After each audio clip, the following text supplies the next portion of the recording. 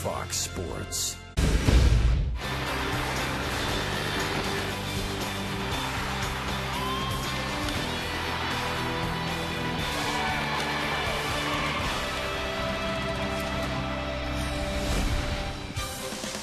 Royals baseball comes to you from Kauffman Stadium. Game number 162 for the Royals tonight. And with a win, they'll take a series from the first place Detroit Tigers. Hi, everyone, and welcome back to the ballpark. I'm Ryan Lefevre. If the Royals win tonight, it will be 73 wins this year, 2 more than last year, but far below what the Royals were hoping for. And in looking back, of course, it was the 12-game losing streak in April and the 3-8 stretch right before the All-Star break. We'll spend some time looking back. We'll also look forward tonight. Royals owner David Glass has agreed to join us in the third inning, and we might see a triple crown for the first time since 1967. Hey, wouldn't that be exciting? Now, there's a lot of fun things that happened this summer. Now, the expectations of many weren't fulfilled because they didn't win the way they were supposed to win. But look, we saw some really good stuff. 4th in the league in hitting this year, 4th in stolen bases. We saw what's the making of a potential winner here. They're going to win one of these years with these star players. Gordon, Butler, Alcides Escobar. The offense was really impressive at certain times, especially Billy Butler's year. But if you'd have told Alcides Escobar he's going to be flirting with hitting 300 this year, a lot of people would have scoffed at that. He had a tremendous season. In Game 1, we focused on the pitching highlights, the defensive gems last night. Tonight, we'll take a look back at some of the best offensive performances of 2012.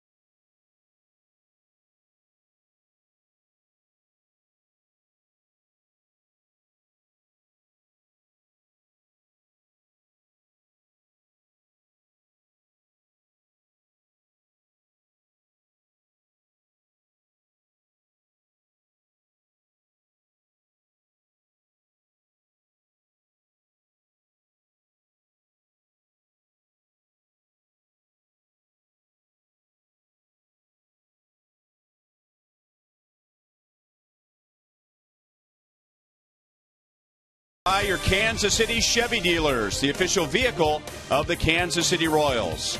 By the Missouri Lottery, when you play, students win. The top offensive performances of the year coming up next with Joel. Okay, fine.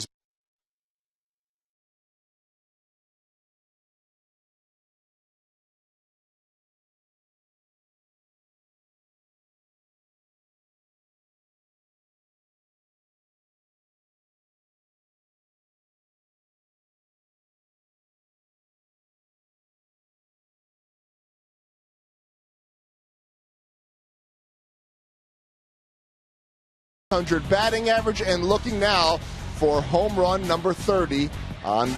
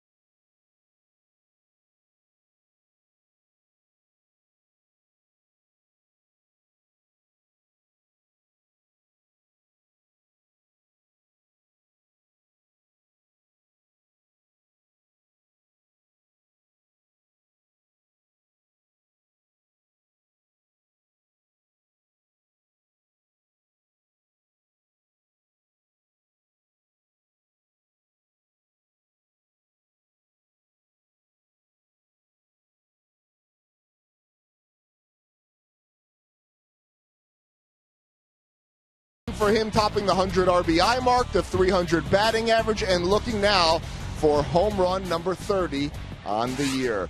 Joel Goldberg back at Kauffman Stadium for our final game of the season. We have voted, you the fans, on pitching performance of the year, defensive play of the year. Now we want to take a look at offensive performance. Our sprint, you call it tonight. 5 RBI game for Moose. Butler, a triple and just shy of a cycle. Perez, 17-game hitting streak. Royals getting to Justin Verlander, and Butler and Perez going back-to-back to win it. Game number 162 is next. Josh Hamilton did not homer today. Miguel Cabrera set to make history. We've got baseball coming up next on Fox Sports Kansas City.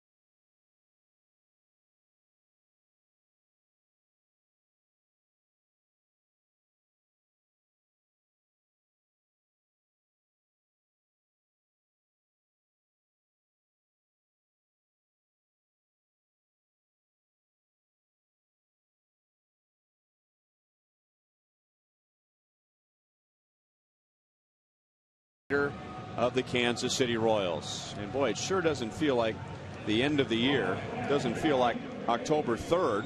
Another warm day in Kansas City, and it's still a bit strange 2 years in a row finishing the season at night. But here we are, and here are the Tigers. Austin Jackson is back in there. Miguel Cabrera, the question is, how long will he play tonight? As it stands at the moment, He is the Triple Crown winner. Josh Hamilton did not homer in his game against Oakland. And if you haven't heard, Oakland beat the Rangers today to win the West. We'll talk about that a little later on. And something else to keep an eye on is Curtis Granderson. Curtis Granderson has hit his 42nd home run of the year. And if the Yankees lose and the Orioles win, there could be a potential one-game playoff, and Granderson would get a 163rd game. But anyway, we'll see what happens. 2 balls and 1 strike on Austin Jackson. No, this is a big game. Could be history-making game. Triple Crown winner. Jackson rolls it to Falou. 1 away. Good start for Luis Mendoza, getting an out on the ground. And here's the Kia report for Mendoza. All right, the Mendoza find. All right, we've heard of the Mendoza line, but how about the Mendoza find? Career highs across the board. The future looks good for Mendy. Posting up well. He's held up well with a 5-4 record since the All-Star game. Futures game, and you know, Ryan, there's a lot of talk about next year's rotation, so maybe we consider this an early addition for next year's staff for Mendy. Because he certainly is a candidate. He's a horse. Big, strong guy. Throws strikes. Gets some early count outs. Sinker.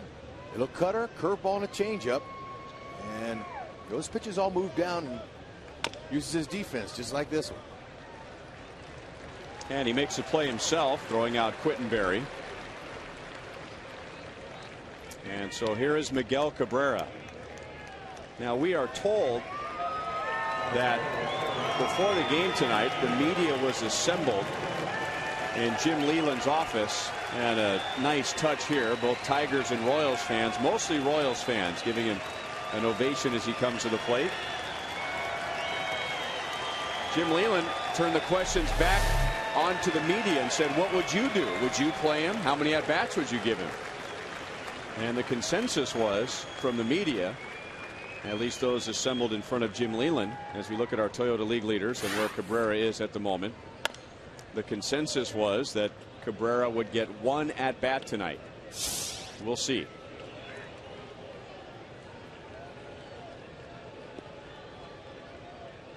Mike Trout is 1 for 2 tonight, so he's hitting .324. That is just updated. He has doubled in Seattle. Did he go around? Yes. No balls, 2 strikes.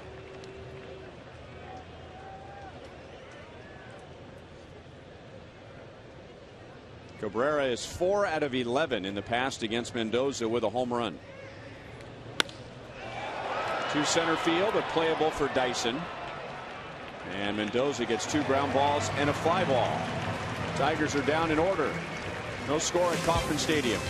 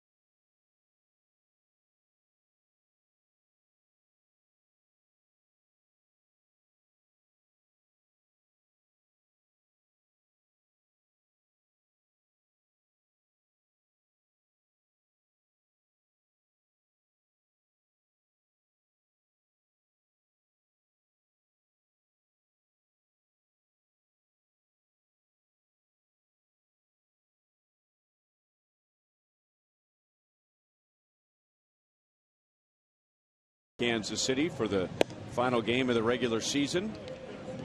Game started at 7:10, right on time. Time and temp brought to you by the parking spot at KCI.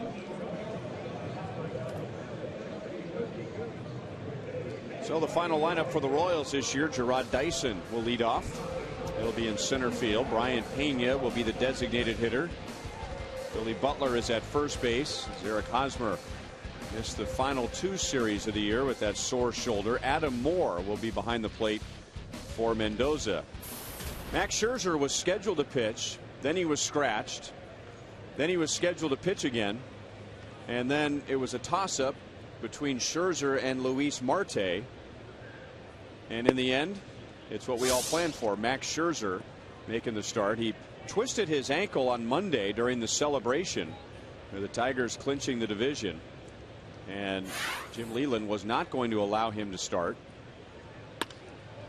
As Dyson hits it into left center field, Jackson will make the play.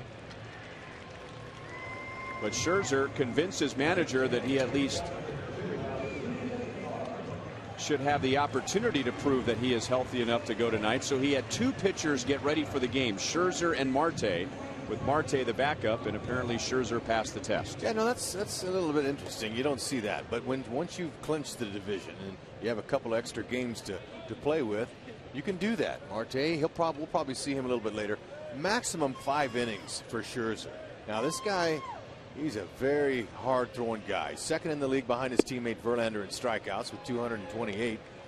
He's got a good hard fastball at 95. He'll sink it a little bit. Slider and a nice changeup. Changeup's really special, especially when he establishes his fastball and gets ahead of guys. Mix in that little arm angle he's got there, makes it very difficult to hit if you're a righty. He's given up just a 197 average to righties this year, 296 to left-handed batters.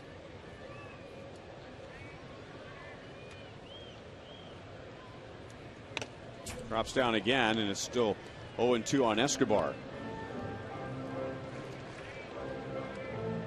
Scherzer, born in St. Louis, grew up just outside of St. Louis in Chesterfield. Drafted by the Cardinals out of high school, but of course went to Mizzou, where he was the Big 12 Conference Pitcher of the Year his sophomore year. Lifted to center, and again it's Austin Jackson there to make the play. 2 up, 2 down in the first. Scherzer drafted by Arizona in the first round in 06, and then traded to the Tigers. Career high with 16 wins this year, 16-7, and hooking up with a player he faced in the Big 12. Alex Gordon in Nebraska and Scherzer at Missouri. And in the big leagues, Alex is 7 out of 18 against Scherzer with a home run. We talked about Gordon's pine tar marks on his back and shoulders, and we've got him warming up. Watch him warm up. Okay, both hands on the bat, hands finish around the neck. That's what puts that pine tar on his back.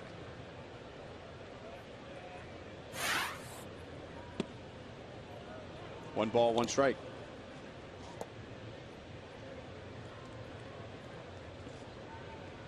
Alex should never lose his grip on the bat ever, with all the pine tar that's on his bat and his helmet.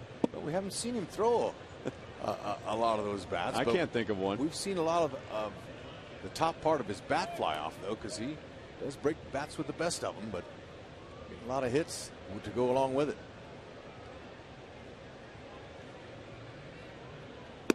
He takes practice swings with both hands on it and doesn't let go. Now, when he gets up to the plate, he says, I feel more comfortable when I let go. I get a little bit more extension, and I'm able to reach those outside pitches. Different philosophies for different guys. I asked Kevin Seitzer about that. Not for at this level where the best players in the world play, but how about young kids that are just starting out? And I told him about how, with my children, how I kept them with 2 hands on the bat so they can control themselves, and it controls their feet. When they let go, sometimes they spin all the way around and they lose their balance. And Seitzer said it depends on the athlete of the young kid. If he's a good athlete and he can handle taking one hand off the bat, then that's good. But sometimes taking one hand off with a kid that young He loses his balance and too many things can go wrong. That's what he said. Start creating some bad habits. Right. So there's not one wrong way. It just depends on the individual and the athlete. And Gordon, speaking of athletes, take a walk. Coming back from 1 ball, 2 strikes. So the Royals have a base runner with 2 down as we look at the Tigers defensively, brought to you by Ford. Okay, Austin Jackson, never get tired of talking about that athlete, man. He can cover some ground. But how about Miguel Cabrera? Since it is his ninth, basically, around the majors, if 13 errors is really respectable at third. Tough position to play. And let's not forget, he made the transfer from first base where he played several years, and then he went to third to make room for Prince. And he took a ball off his eye in spring training. A bad hop hit him right in the eye socket, got him 8 stitches in there. And he told me it took him about a couple, 2 or 3 weeks to get the jitters away from not jittering when he catches that ball. And that ball hit him under his right eye, and you can see the mark. He'll probably be marked there for life. Bad hop in spring training. Rarely see that.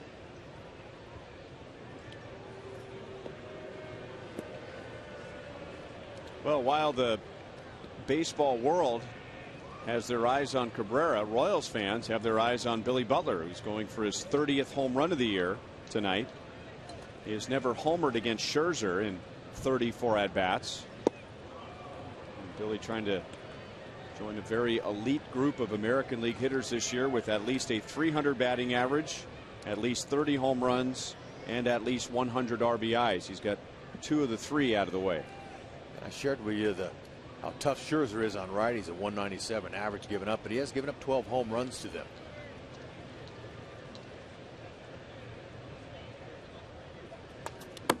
Just got a piece of it, still 0-2.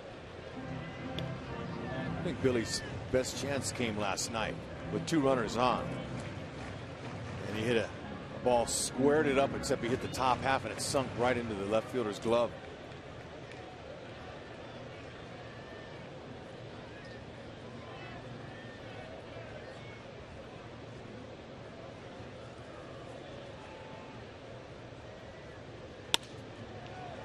And that's past Cabrera and into left field.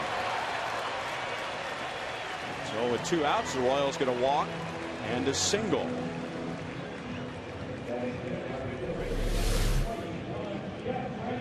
Okay, they tried to come inside. Billy was waiting for it.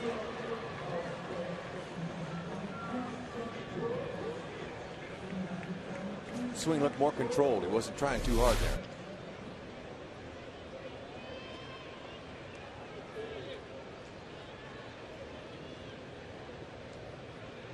Scherzer was ahead of Alex before the walk, and he was ahead of Billy Butler before the single. So 2 on for Jeff Francoeur.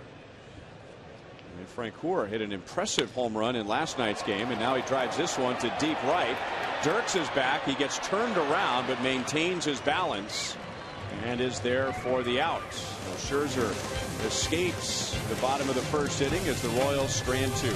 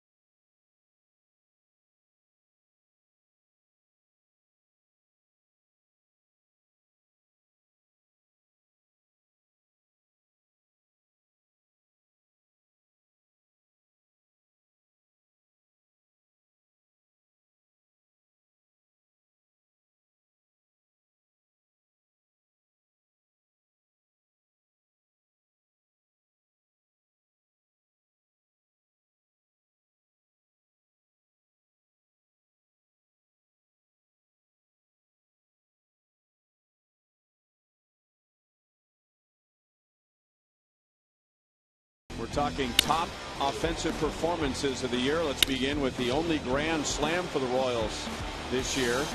Mike Moustakas, July 2nd at Toronto. He had 5 RBIs in the game, had a grand slam and a double. That's choice A in our Sprint You Call It question for tonight. Yeah, and you know, what a sound off the bat. That was clean and crisp. He got all of that. Dead center field.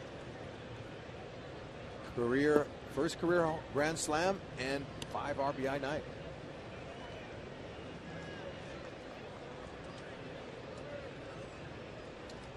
Sat out the last 2 games of the series with a strained groin. He also fought through a bad knee. Remember, he twisted his knee at the end of July when the Royals were in Seattle, and he played through the pain. It didn't really affect his defense, and I don't know if he would admit if it affected his offense or not, as another shot off the bat of Prince Fielder lands in center field for a leadoff base hit. But Moustakas, as far as his batting average goes, it wasn't the same after that incident in Seattle. Let's take a look at the Royals defensively tonight, brought to you by Ford. All right, you look at all those arms out there and all those assists. That's the best in the American League. They're good. Now, Alcides Escobar, what will he show us tonight? If the Tigers' offense, if they're smart hitters, they don't even hit it to him. Go the other way. Do something. Pull the ball. Escobar's been beautiful this year. Now, his 19 errors, I'm sure he'd like to bring those down a little bit, and he probably will. And it should be interesting to see this guy's progress and what he does in the future, because I'm sure that Eric Ibar, I don't know if he'll win a Gold Glove again at shortstop, but you know Escobar, he's the incumbent.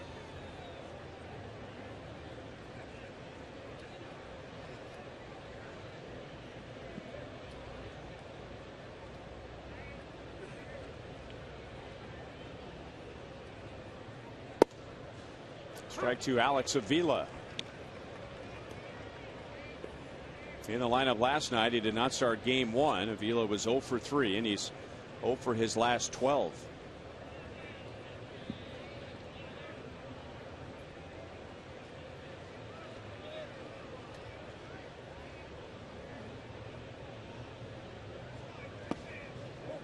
Started his hands, but was able to stop. Third base umpire is Brian Knight. 1 ball, 2 strikes.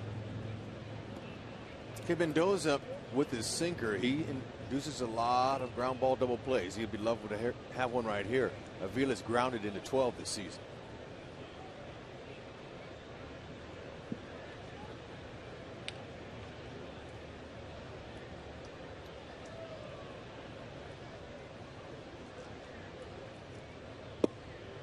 Breaking ball is low. 2 balls, 2 strikes. Mendoza started the year in the rotation, had a good start at Oakland, and then in an afternoon game here against Cleveland in his second start, he gave up 6 2-out runs early in the game, and it kind of sidetracked him for about a month as Avila fouls it away. And at one point Mendoza was dropped from the rotation. He didn't get his ERA below 5 until the second week of June, but since then has been rather steady for the Royals. We've been talking about highlights of the year, and I would point to Mendoza on June 29th at Minnesota when he gave up 1 run in 8 innings. The Royals were hoping to go 8-3 to finish at 500 at the All-Star break. Mendoza won game 1 of that road trip, beating the Twins in a 4-3 game. 3 balls, 2 strikes on Avila. Royals didn't finish on that trip the way they had hoped, but that was his best start of the year. Didn't walk anyone in those 8 innings against Minnesota.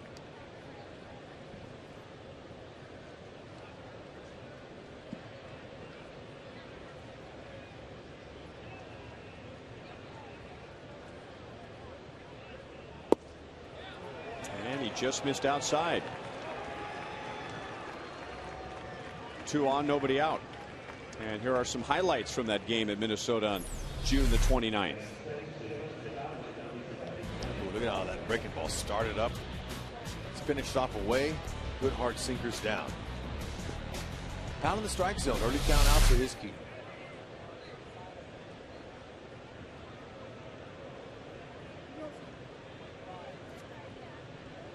So 2 on for Johnny Peralta. Not in the lineup last night.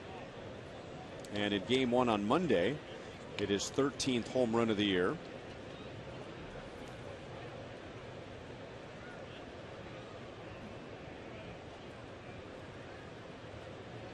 Peralta last year had a big year for the Tigers. He drove in 86 runs and has had quite a drop off this year. He is at 63 at the moment. Still pretty good power bat for a shortstop. Good numbers. A little bit limited defensively on his range, but makes all the routine plays. Fair ball out at third and a double play. The bat just shattered, and I think Peralta lost sight of it for a moment. He was slow getting out of the box, but Irving Falou is all over it. Right to him. Now that's a strange feeling. Whenever you lose your bat like that, it feels like it's a 10-pound weight on the end. You just fling it off of it. I can't understand that feeling and why it feels like a big old shot put. You let go after you break it like that, but that's the way it feels. And Falou is very smooth over there at third.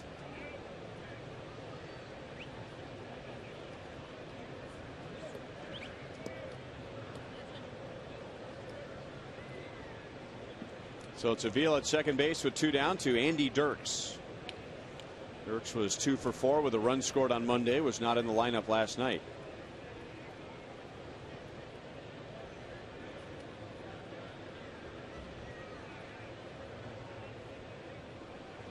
We've talked about Dirks quite a bit.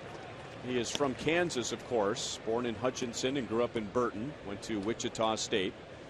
But he is one of those guys when a season like this comes to an end. Of course, talk about Prince Fielder and Justin Verlander and Miguel Cabrera, but Dirks is one of those guys where the Tigers ask themselves, where would we be if not for Andy Dirks this year? And he spent some time on the disabled list in June because of an Achilles injury, and the team really suffered in his absence. Well, he plays a good defense. You can play him in left or right field, but he's got a short, compact swing. He uses the opposite field, goes there with some authority. Got a little bit of pop. 8 homers.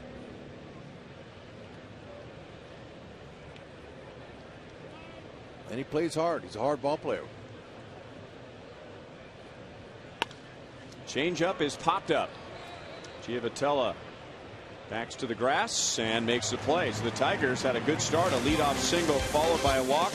But the double play was big, and the Tigers are scoreless in the second.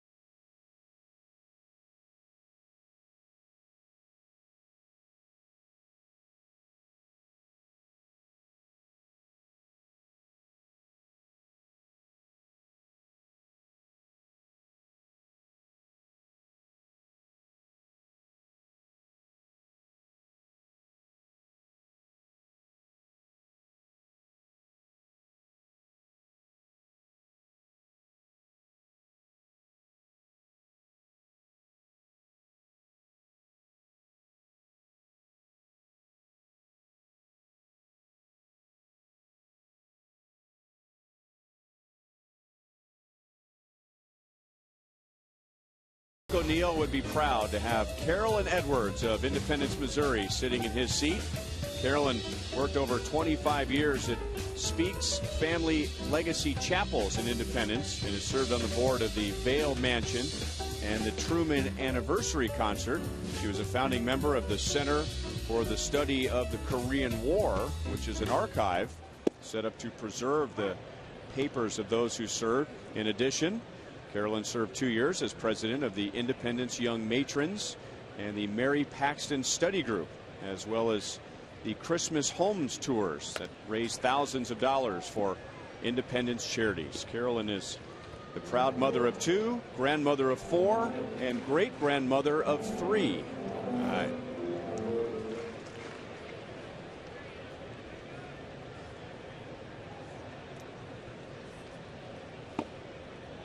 One and 2 on Brian Pena. It'll be Pena, Adam Moore, and Johnny Giavotella here in the bottom of the second inning.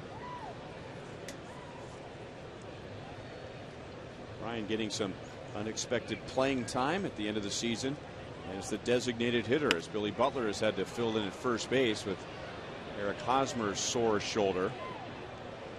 Still 1 ball, 2 strikes. And there are several banged up players this late in the year, but the good news is none of those injuries will require surgery. Yeah, that's the positive. If these were like this was a postseason game, or this game was to decide who was going to the postseason, I'm sure that they would talk their way into the lineup. With afraid. Nice play by Barry in left field, 1 down. What's the term for Hosmer's injury? Yeah, some fraying to the rotator cuff. That's what I maybe. was thinking. But no significant tear. With the proper rehab and conditioning, he can get that back. Question is, who on the field doesn't have some fraying in their rotator cuff? I mean, most of the time you just don't notice it until you see some film. You know, most of them. I'm going to say 95% of these guys all have one thing or another. There's a strike to Adam Moore, who is catching tonight.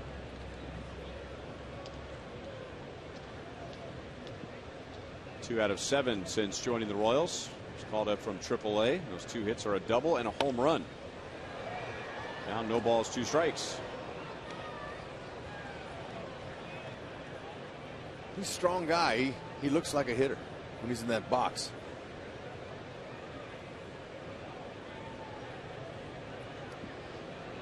Excited to see him work behind the plate.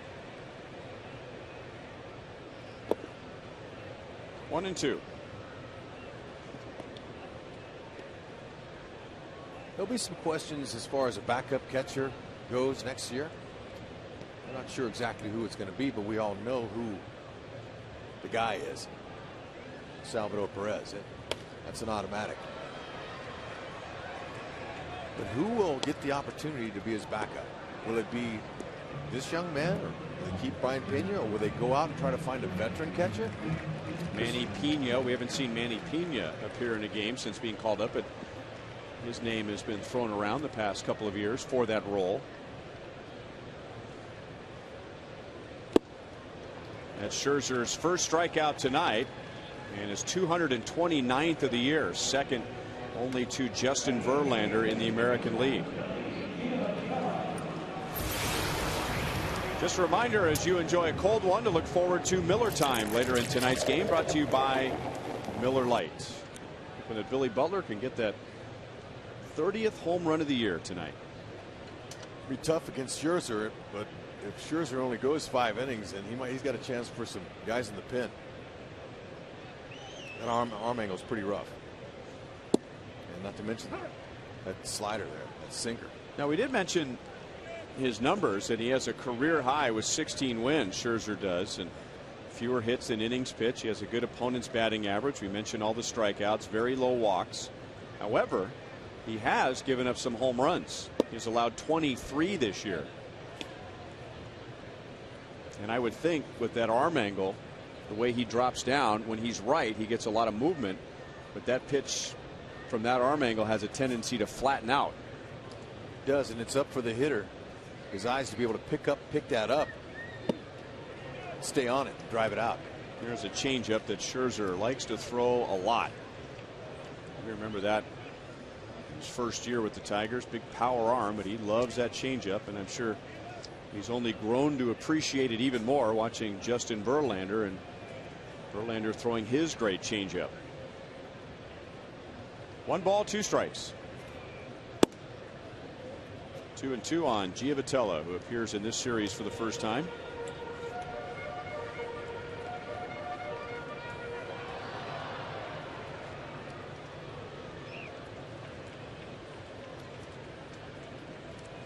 Hey, it's been an interesting season for Gio. A lot of people thought he would break with the team. Didn't. They sent him out after about 2 weeks. There's a little swinging infield hit there. He'll take it. Sure, he was disappointed, but he went down with no attitude at all, and he worked hard and stayed at it. You know, you always work, never stop working. So it was the mental part that, you know, sometimes you can get down after high expectations. Cabrera just couldn't find the handle.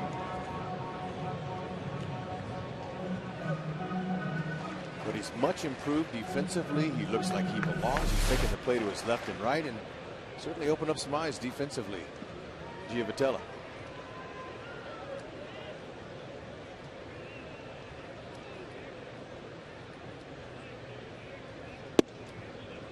Swinging and miss by Irving Falou.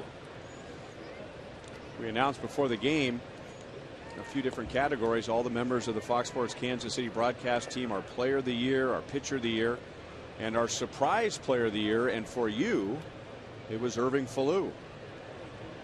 Yeah, you know, just the way he's performed when he's been up here. He's been all over the ball. He's made solid contact. He's had multi-hit games. He's hitting for the highest average on the team now. He doesn't have a whole ton of at-bats to show for it, but after 9 years in the minors, I'm impressed with how he's carried himself up here, and didn't know much about him until he got here, and he's opened my eyes. A lot of other people's. And with the runner going, Falou slaps it over to Miguel Cabrera, and the Royals are down in the bottom of the 2nd inning. Royals owner David Glass will join us when we come back. No score at Kauffman Stadium, the Royals and the Tigers.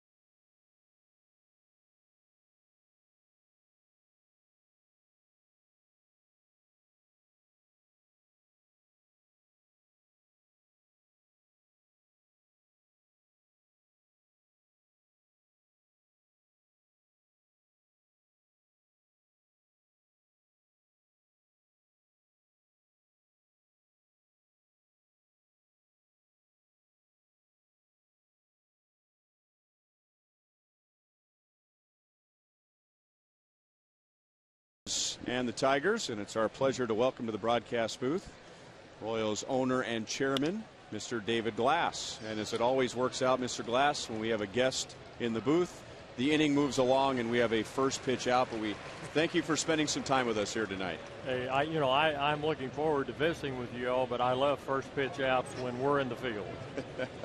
Well, in the spirit of tonight's presidential debates, why don't we ask the chairman to give his State of the Royals organization address tonight.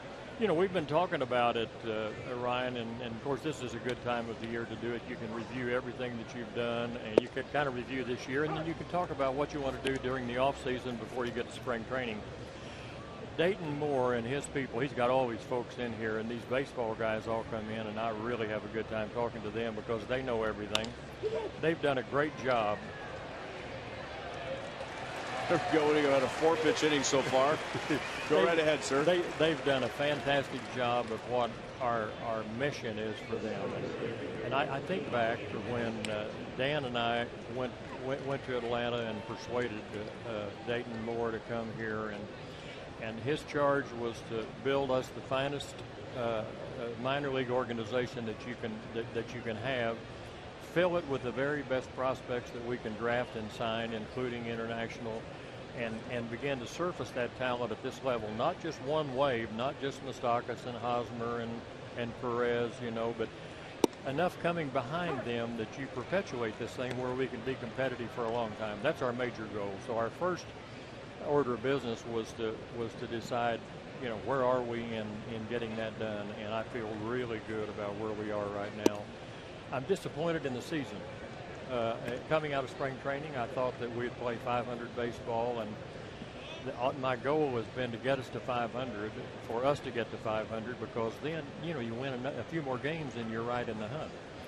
We didn't do that. We had a couple of rough spots. We started off very poorly. We had a terrible July, but there have been flashes with this team during the course of the season. When I went to Detroit last week to see those 4 games at the beginning of that series, we're like 12 games out of first, and I can give you a synopsis of how we could have won those 12 games, during the course of the year. So we're not that far away, and I feel really good about where we are, even though this season has been disappointing.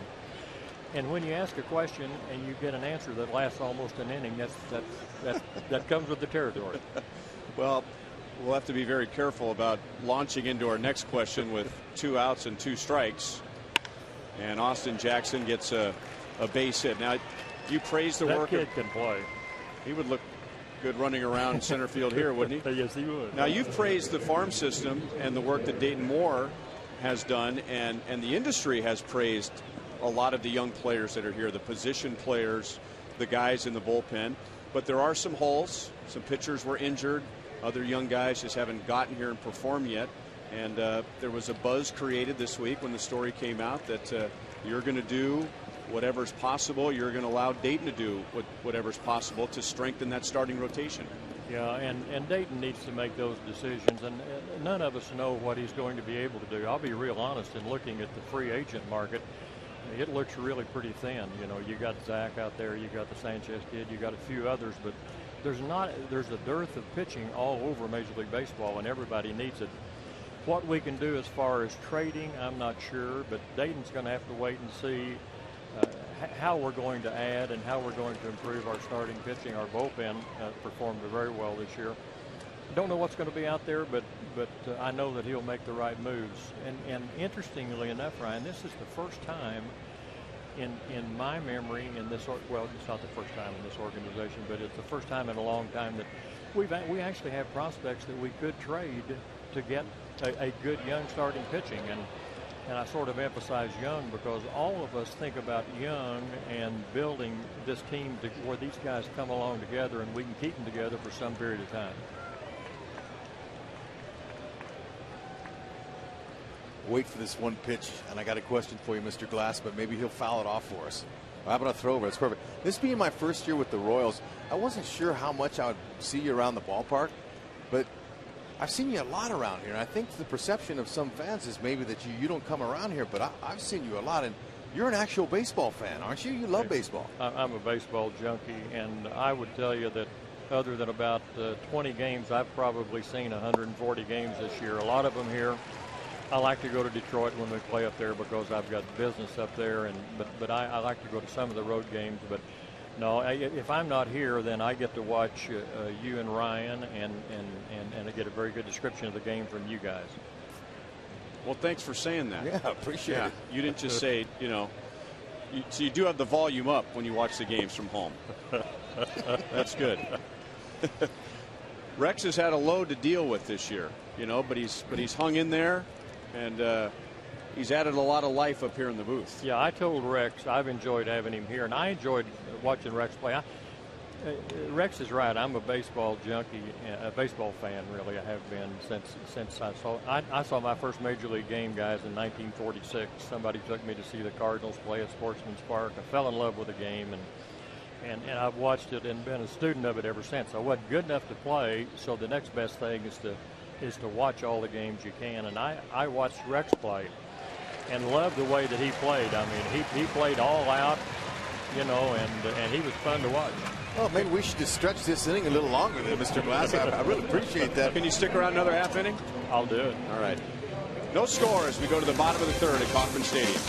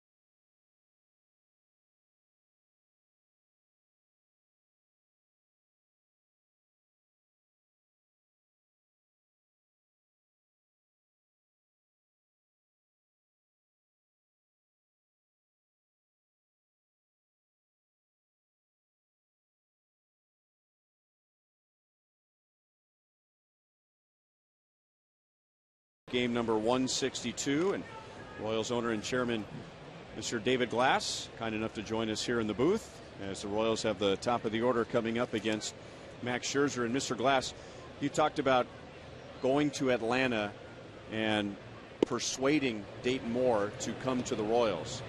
And when Dayton arrived, it seems like, I don't remember the number, but it was almost immediately about a dozen positions were created, ones that didn't exist before he got here.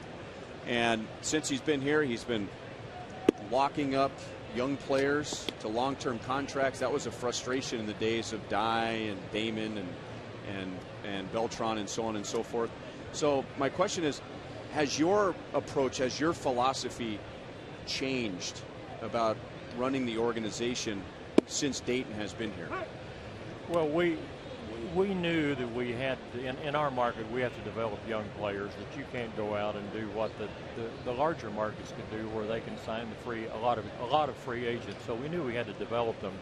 And you know, Ryan, I called two baseball people that I know who've been in the game for forever, that know everybody and know everything. And I asked both of them, I said, who is the best young talent, the young general manager talent out there who's not presently a general manager, who knows how to do all of this, develop young talent, build an organization, and so forth? Both of them gave me the same name, Dayton Moore. So Dan and I went to Atlanta, and we were fortunate to be able to attract Dayton. And by the way, interesting note, I called John Shearholtz and asked permission to talk to Dayton, which is the protocol you go through. And so Dan and I talked to Dayton, and of course he grew up in Kansas. I mean, he knew this area, knew a lot about the Royals, grew up a Royals fan, so he agreed to do it, and he liked the challenge. And so he told John that he was going to come. So John called me and said, hey, I told you could interview him. I didn't tell you could hire him. So John wasn't real happy with me for a little bit, but he got over it, and he's really happy for Dayton now. But Dayton's done a good job, and he and his crew are very, very good baseball people. Mr. Glass, you provided Dayton with a lot of resources, and through the developmental programs that you have in your minor league systems, and you've allowed the extensions of, and you've tied up some really good young players, Salvi, Escobar, and Gordon, and then in previous years, Soria and Billy Butler. That's got to be some hope for these fans here, that they're not getting their free agents and leaving. They're staying because you guys are tying them up. That's got to bode well for the future here. Yeah, we're committed to win. My family, and Dan has done a great job, and you all know Dan well, and he doesn't get a lot of credit, but he's sort of oversees all of this, and I'm sort of in and out. Sometimes they tell me that I come in and help them more than they can stand to be helped, but they've done a really good job of this, and we are committed to two things. Number one, that the Royals are going to be in Kansas City forever, and number two, that we're going to win a championship here, and we're working towards that. It's hard as a fan. When I come here as a fan, I want to complain about any time we don't win. I want to complain, but we're closer than people think. But it is so hard to have patience and wait. If we had a couple of really good starting pitchers this year, or if Paulino hadn't gone down and Duffy hadn't gone down and Soria gone down, we'd have been right in the hunt this year, I think. And of course, in baseball, the old adage is wait till next year. I can't wait till next year. I'm ready. Because of those injuries you talked about with Duffy and Paulino, and with other parts of the game beginning to blossom. I mean, we just watched Alcides Escobar get another base hit. Salvador Perez, a couple of the players that HUD was referring to as far as long-term contracts. I mean, they're blossoming. I think we all believe that Eric Hosmer is going to come back and have a good year next year. Is that what led to the recent statements about improving the starting pitching? Do you feel like there's an urgency that maybe the organic approach maybe needs to be accelerated a bit or supplemented? I'm not sure what we need to do. We'll figure it out. But one thing that I've always said, Ryan, is that if we got to the trade deadline, for example, well, first of all, from an economic standpoint, our family's approach is we don't intend to make any money on the Royals, but we would like to break even. So some years, you're going to lose a little money. Other years, you're going to break even. But we've said that if we're in the hunt come the trade deadline and there's a piece out there that could help us and get us to the playoffs, we'll step up and do whatever we need to do. Now, in addition to that, during the offseason, you look at it and say, well, the holes we've got next year, how do we fill them? Can we fill them internally, or do we need to go outside? And that's Dayton's call. But I've told Dayton, and Dan has told Dayton, that we're going to support his efforts, whatever he needs to do. I will tell you, as far as pitching goes, it's taking us longer to develop starting pitching than it is position players. And I don't know whether that's good or bad, but a pitcher needs to learn to pitch in the minor leagues. I've seen an awful lot of kids come to this level, get by on sheer physical ability for a little bit, but then they get torched because they haven't learned how to pitch. They need to learn how to pitch. And you've got some kids that I look at in our minor league. This Ventura kid that just went to Double-A, in my opinion, he's going to be really exceptional. The Zimmer kid that we just signed, our first-round draft pick, he's going to come really quick. I could go down a list of pitching prospects that I think are learning their craft in the minor leagues, and we could have pushed them up here ahead of their time, but letting them develop and letting them mature and letting them learn how to pitch is the right thing. Think about this. No one thought Sandy Koufax could pitch until he got to his late 20s. I kid Nolan Ryan. I see Nolan, and I say, hey, Nolan, I saw you when you broke in with the Mets, and everybody thought you had good stuff, but no one thought you'd ever throw a strike. These pitchers, a lot of them just develop late. They bloom all of a sudden, and we've got some in our organization that are coming, and then whatever's available from the outside, there's no point in doing a deal on the outside if they're not going to help. So we've got to see what's available, and then I trust Dayton's judgment and his people's judgment in what to do. Mr. Glass, I got to ask you about the fantastic event, the All-Star game that you guys put on here. You need to be congratulated, your entire organization, for what you guys did here. And a lot of folks were proud. This place was packed. I heard passion from the crowd, especially for Billy Butler, wasn't in the Derby. And the fact that they chanted Billy Butler, that was exciting. I was in the stands with my family, and my kids didn't even know Billy Butler before they got here. And they know him, and a lot of the people were talking about the passion of the crowd here. Wait till we win. I think it's going to be fun to bring these crowds back again. Yeah, Kevin Eulich sort of orchestrated for us the All-Star game and did an unbelievable job. Major League Baseball, from the commissioner on down through all the people involved, say that it came off here better than anything they've experienced in recent years. The guys that have got it this coming year and the next year that's been announced have both told me that we set the bar too high, that they can't get to that level. So all of Kansas City, though, whether it's the mayor, whether it's, you know, whoever, everybody got involved and participated and made this thing happen. But what you saw here in the All-Star game when they were chanting Billy or the crowd, the way they were, the passion, the way they were into it, that's what you're going to see in the postseason here. These people deserve a winner. We are committed to giving them a winner. We want to. I'm more impatient than the fans are because I am a fan, and we're going to get there. And now we're watching Billy Butler on deck as the Royals have a runner in scoring position after the Alcides Escobar stolen base, and 3 balls and 2 strikes on Alex Gordon.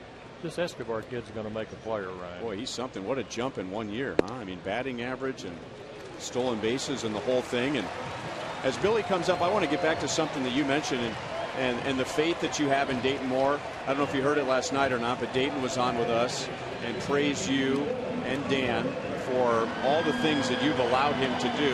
And it's not reported very often, but Dayton has made it very clear on several occasions that you have been a path. You have not been a roadblock for him in trying to build what he wants to build here in Kansas City.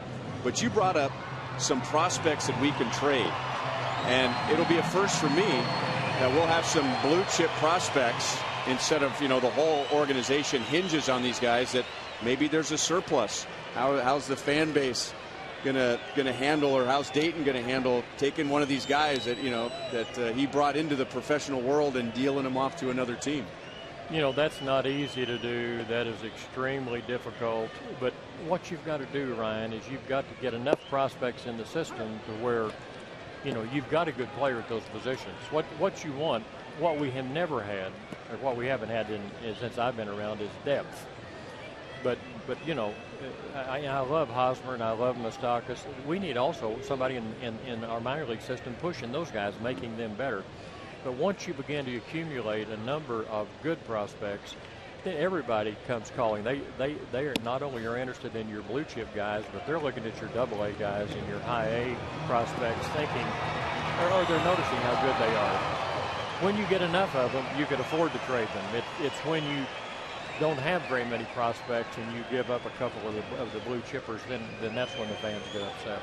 Got to be pretty pleased with the trade of Jonathan Sanchez and getting Guthrie and what he's done, and how really pitching coach Dave Island in his first year has done a nice job of helping him turn himself around and having a real nice finish here. Oh yeah, you know, Sanchez and Guthrie's numbers were similar.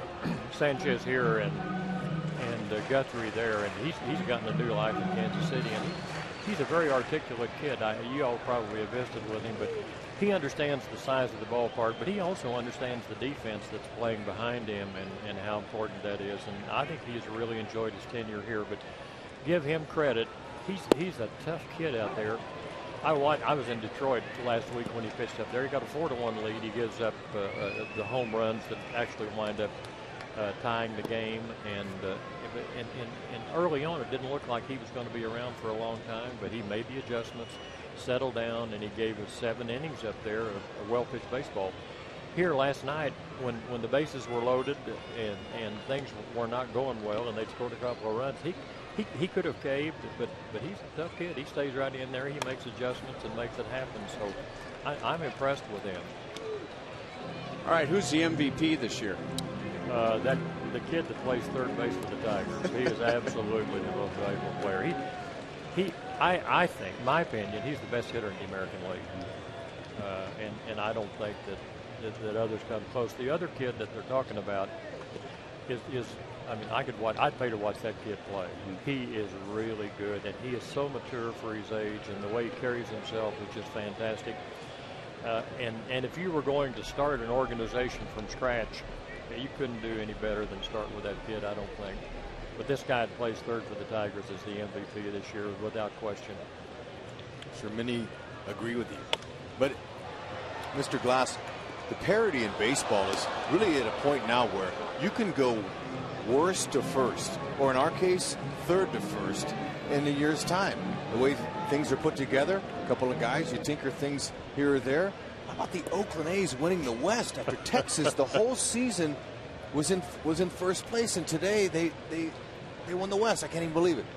Well, that may be one of the greatest stories of all time, but they're a great inspiration for all of us. I called Lou Wilf earlier, who has the A's, and congratulated him. But think about this: they were 13 games out at one point, and in my memory, I don't remember anybody coming back from being 13 games behind the Rangers. To make up 13 games, and of course I love Nolan. He's a longtime friend of mine, and I feel bad for them. But you got to be excited for the A's with all that they've gone through. And I will tell you, I watched that team in spring training, and I didn't think that they would be very good. Which just goes to show, that it's hard to look at a very small sample and judge it. You actually got to look at a bigger sample. I don't think the A's thought they were going to be very good this year. I mean, forget about the rest of us. No, they didn't. They didn't. But, I mean, the A's and also the Baltimore Orioles, Mr. Glass, I mean, those are, but it goes to show that, that because of some parity, some ways where teams in a market our size, and I know fans get tired of hearing that, but hey, we don't have 8 million people who live here. That's just the way it goes. But we've seen some jumps in the past few years that have been much quicker than in the last maybe 15, 20 years before that. We don't have 8 million people, but we are in a small market. But we have a Major League Baseball team, and there are only 30 of them, and we're going to continue to have one. But think about this. Somebody wrote an article a couple of weeks ago, and I don't know whether this is true or not. Somebody could check it out. They said that 7 of the highest dollar payroll teams will not make the playoffs. 7 of the top 10 will not make the playoffs this year. Look at Oakland. Oakland is second from the bottom as far as payroll is concerned. They started the year with a $55 million payroll, and they parlayed that into a divisional championship. And who knows? I mean, the best team doesn't always win the World Series. I mean, you guys have seen that often enough. It is who gets hot at what time, and you get a few breaks. And you examine the last few World Series, and I will tell you probably the best team didn't necessarily win. So who knows what Oakland can do? But I love the regular season ending where on the last day of the season, the 162nd game, you've got 4 or 5 games that are meaningful. You brought up depth, and that's what I always come to when you talk about market size. As you pointed out, we've got a big league team, we've got good young players, we've seen other young teams and markets of our size compete, but it really seems to be that I bring this up all the time this year. The Rangers, they have a problem in their starting rotation. A guy gets hurt. They pulled out Scott Feldman out of their bullpen. Well, he's won 17 games as a starter in the past. You're not just pulling some guy out of your bullpen. And so getting back to your point about the importance of depth, and where would the Royals be this year if they had more depth when Paulino and Duffy went down? That's a very good point, and you're exactly right. But that's what Dayton and his people are doing. They are creating that, and when I see the young kids that are coming up through this organization, whether it's Bubba Starling or the Mondesi kid that is going to be a great shortstop. We've got people who are great athletes now. We've got speed. We've got pitching that is developing very well in the organization. We've got guys with some pop down there, and you all know as well as I do, some of the best, the players with the most talent don't surface at this level and become really good. But if you put enough of them, you got to deal with numbers, and you got to get enough in the funnel that have the talent, then you're going to get enough of them to surface that you're going to be good. Well, Mr. Glass, I want to echo what Rex Hudler said. You are at the ballpark a lot more than people think. Francoeur launches it to center field, and Jackson makes the play on the warning track. The inning comes to an end. Always enjoy the baseball conversations with you. This is one of our rare ones on the air, but thanks for spending some time with us tonight. Yeah, my pleasure, Ryan. All right. You guys have done a great job this year. We appreciate both of you. Thank you very much for coming up. Thank you, Mr. Glass.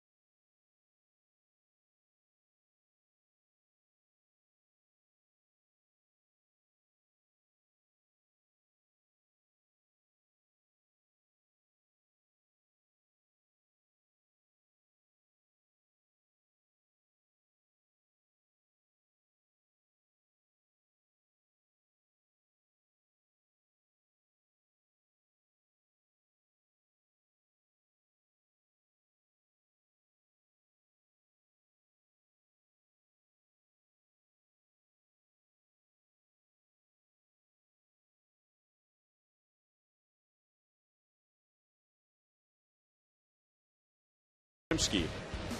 Last time we've seen a Triple Crown winner in the major leagues with the Boston Red Sox, and his season ended against the Minnesota Twins. Harmon Killebrew was also shooting for the league lead in home runs, and they ended up tied. Yastrzemski had the higher batting average and more RBIs. That's his last at bat of the season right there. He almost ended up with a home run, and then Killebrew's last at bat was a pop up to short. So Yastrzemski had the highest average. He tied for home runs, had the most RBIs. And right now Miguel Cabrera has the highest average. He has a 1 home run lead over Josh Hamilton. And he has a pretty wide margin when it comes to RBIs. He flied to center field his first time up. And his batting average at the moment is at .330. Killebrew hit the monster. It couldn't quite get it over it. That good hard sinker there. Mendoza starting with a changeup and then a sinker. Both pitches moving in. Trying to keep it underneath his bat. Cabrera rarely pulls home runs. He hits them all to center field and right center. He will go to left field, but he hits a majority of them to the opposite field. Good inside out power. And he strikes out, so he's 0 for 2. So it might be a lackluster last day to get to the Triple Crown for Miguel Cabrera. Yeah, good job by Mendoza.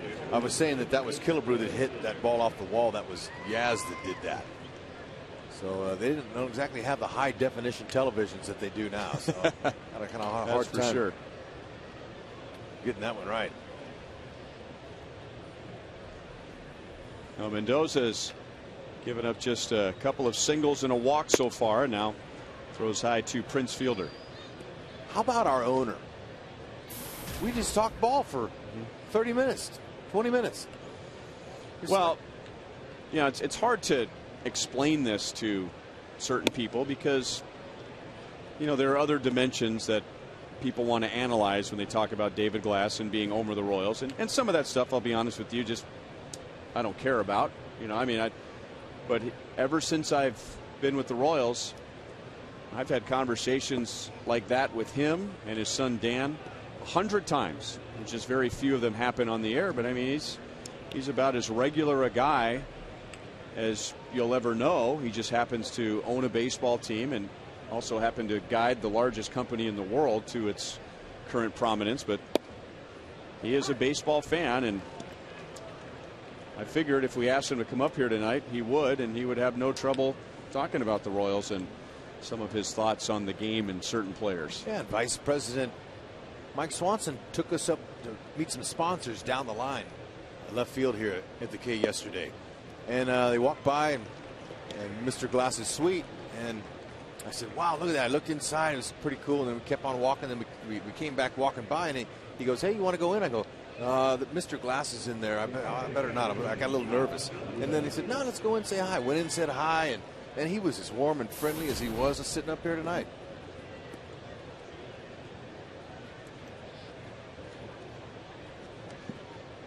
One on, one out, and now Alex Avila, he walked his first time up. And a solid base hit into left field. Avila had been 0 for his last 12. Fielder moves up to second base. Well, I think it's going to be exciting offseason. I really do. I firmly believe, and I'm not privy to any inside information. We have our conversations with David Glass and Dan Glass, and we have our conversations with Dayton Moore. But I just get a feeling that there is going to be, for lack of a better word, an aggression this offseason to bring in some good starting pitching. And as he pointed out, I mean, we have, the Royals have some depth in prospects, some depth in the organization where, you know, they can be dealing from strength. It's a position they haven't been in a long time. Ball one to Johnny Peralta. He grounded into a double play his first time up. Yeah, so, you know, I've been impressed with the talent I've seen here on the field this year up here, but then in spring training I got a chance to watch the minor leaguers, and the thing that impressed me the most about them is that they were all the same. They all dressed alike. That you could tell that there was discipline in the organization. The fact that every player had his stirrups showing, a lot of royal blue. Everyone was the same. No earrings. I didn't see any necklaces. I looked for long-haired guys. You know, different personalities. And some teams are like that. But here, there's a discipline here, and I think that's very important. That you let these players that come in know that this is our organization and this is how we run it. And I saw all that in 2 weeks in spring training because I spent a lot of time watching those guys, just looking for little things. And I was impressed. And when you get to the big leagues, you can wear your pants down if you want to the ankles, or you can grow your hair out of the back of your hat if you get to the big leagues. Right, but this is what we do here now. And that was the same way the Yankees were. And they've won a lot of championships. And they had a lot of homegrown talent at one particular time. Mr. Steinbrenner bought a lot of his talent, but it started with discipline, and he used the minor league system to trade and get what he wanted.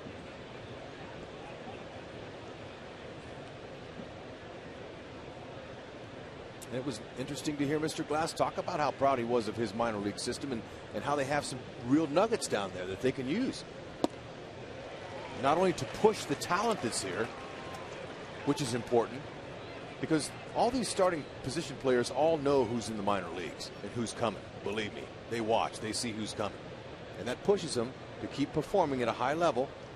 And then if the right guy, right match comes along with another team, that's when you consummate the deal and try to improve your ball club. Still 3-2 on Peralta.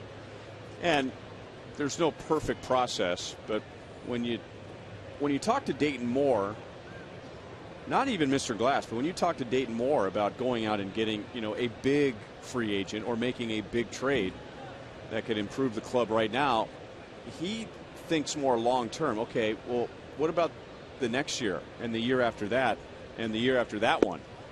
As Peralta strikes out, 2 down in the 4th inning.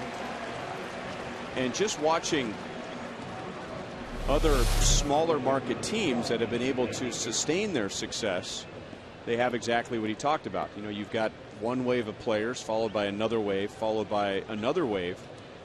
And when you go for it all prematurely, yeah, you might have some excitement for that 1 year, but then you're setting yourself up where you're going to have to rebuild from stage 1 all over again. Whereas a team like Boston, I mean, Boston traded all those guys.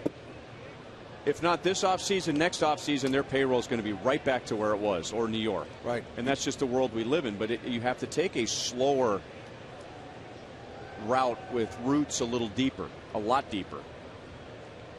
Like Milwaukee. They would love to have Escobar back now. Yeah. Kane, Brett Laurie. All them guys. All those guys that they traded They're away going, to what get. happened? That was just a couple years ago, man. Yeah.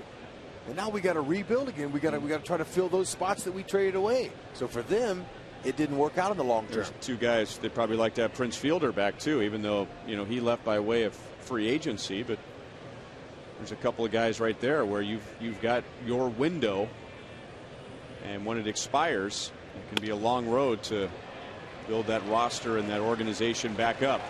Well, Mendoza's been dealing with base runners in each of the last 3 innings. With the Tigers strand 2 in the 4th. No score at the end of 3½.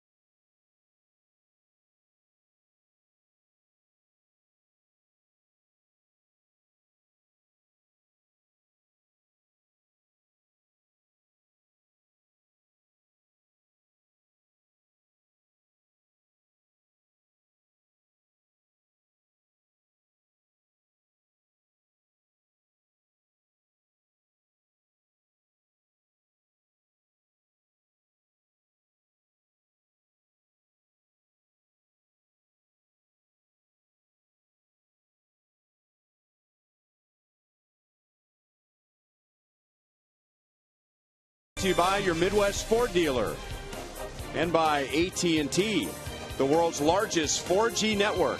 AT&T, rethink possible. Just a gorgeous night. Feels a lot more like the beginning of September tonight than it does the beginning of October. 72 degrees with a breeze out of the south. Night game for the second year in a row to finish the regular season. Last year the Royals finished up in Minnesota in a great game that resulted in a walk-off for the Twins in the 10th inning.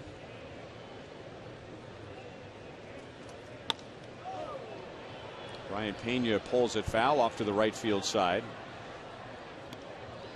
So this is something that's going to take some time to get used to, although I'm looking at the schedule for next year and we will end on a Sunday next year, but it just seems a little odd last year and this year finishing the season in the middle of the week at night. Yeah. To Infante at second base. Ryan Pena is 0 for 2. Offensive highlights of the year. Billy Butler getting a triple and falls a single shy of hitting for the cycle. Of all hits, a single. August 12th at Baltimore. That's B in our Sprint You Call It question for tonight. And then C, Salvador Perez, 17-game hitting streak, which came to an end on September the 13th. An exciting year it has been for him. Strike to Adam Moore. A lousy single away. Billy Butler. But he's, you know, and he had a shot at it. Yeah, something tells me he's not done. I mean, you know, he might have another chance to do that. Although it's very rare. You think about, and I don't know the answer to this question, but you think about no-hitters and how rare they are. There have been 7 no-hitters this year. I don't think there have been 7 hitters who have hit for the cycle this season. I could be wrong. And another thing that's rare is triples for Billy. That was just his only one this year, too. And hitting it in a ballpark where you don't expect to hit triples. Camden Yards. Yeah. I was a little shocked at that. But it was a misplay out there in right field. Actually, not a misplay. He overplayed it. Markakis tried to come in and make the play, and he missed it. He was aggressive. Here it is. Hey, there he came in. Now, there's nothing wrong with that. I mean, he thought he hit it, but when you leave your feet, and he's been around long enough to know that you have to knock it down. There's nobody in back yet. Billy, man, he kicked it in, and his teammates got a real kick out of that. Moore strikes out, and that is 3 tonight for Scherzer, giving him 231 on the year.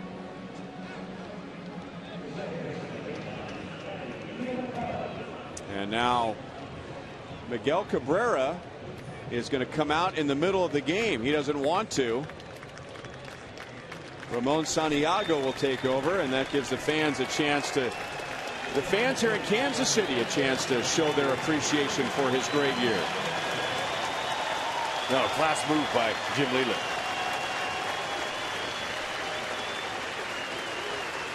Boy, I'll tell you what, that's some kind of production.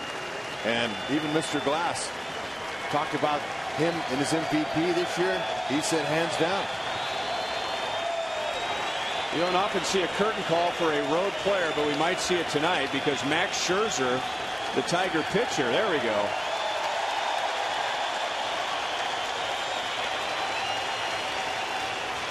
I tell you what, with the All-Star game this year, and with that moment right there, Kansas City fans have really put themselves back on the map. Oh, it's almost emotional, man. That was really special.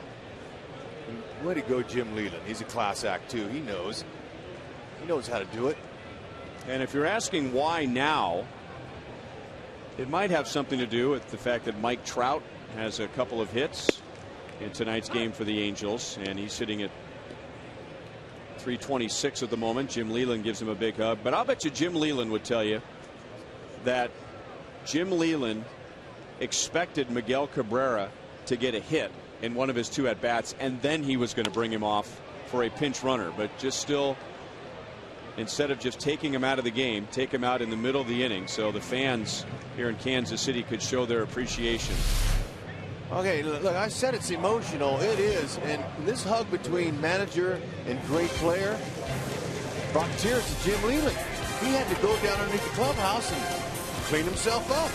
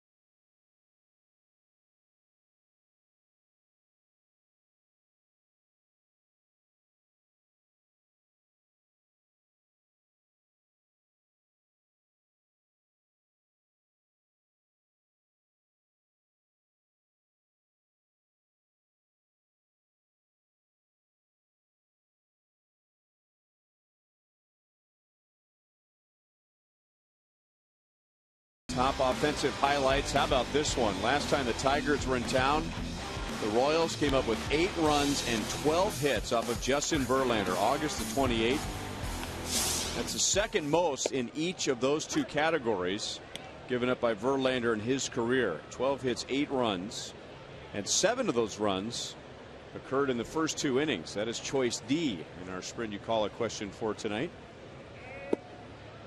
1 ball and 1 strike on Omar Infante.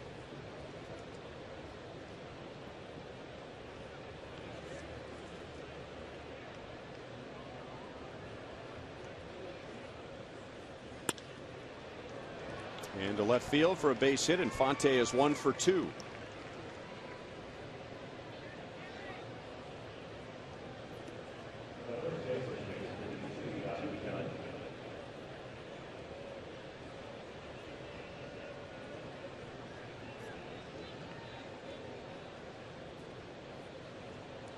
And now Don Kelly.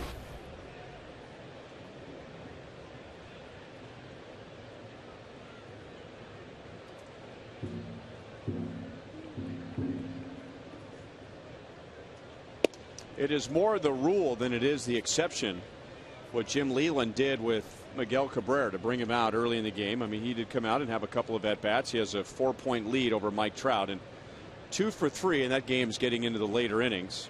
They'd have to play about an 18-inning game, and Mike Trout would have to go 4 for 4 the rest of the way, or 5 for 5 to pass Miguel Cabrera, just because of the sheer number of at-bats.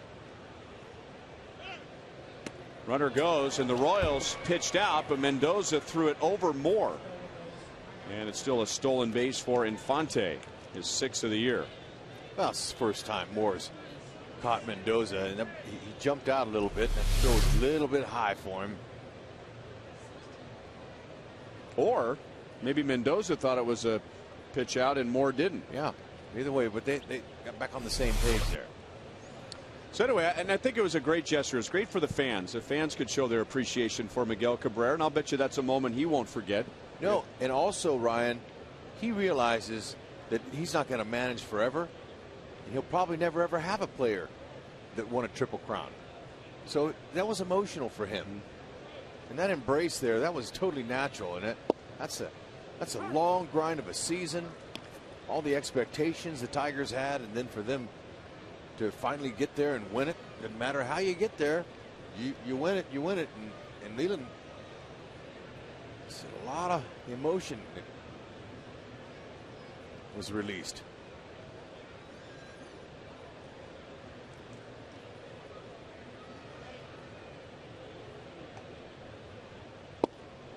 Good pitch.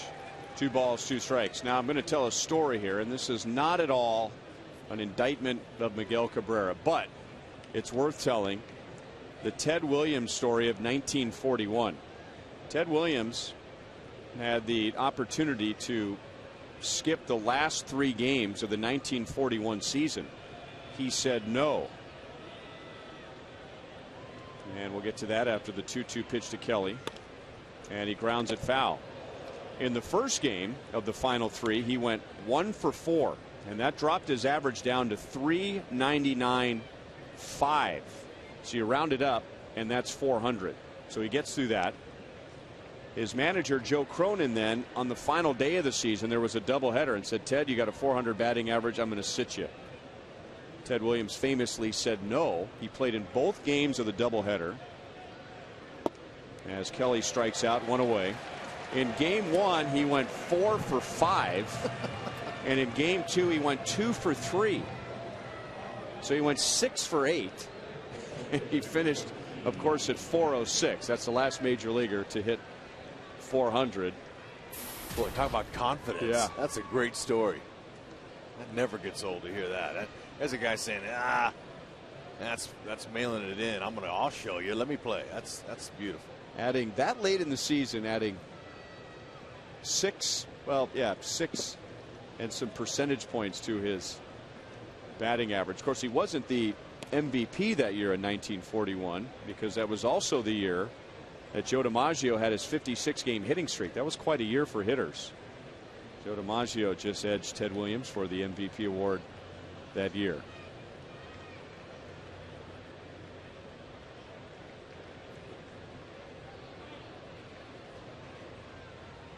And Fonte takes off for third, and Moore will not throw. So Fonte has stolen 2 bases in the inning, and he's at third with 1 out. He's been measuring Mendoza up for the previous 4 pitches. He said, all right, I can take him. So now Ned Yost will bring his infielders in. Lets Escobar play halfway. That gives him a little bit more range to his left and to his right.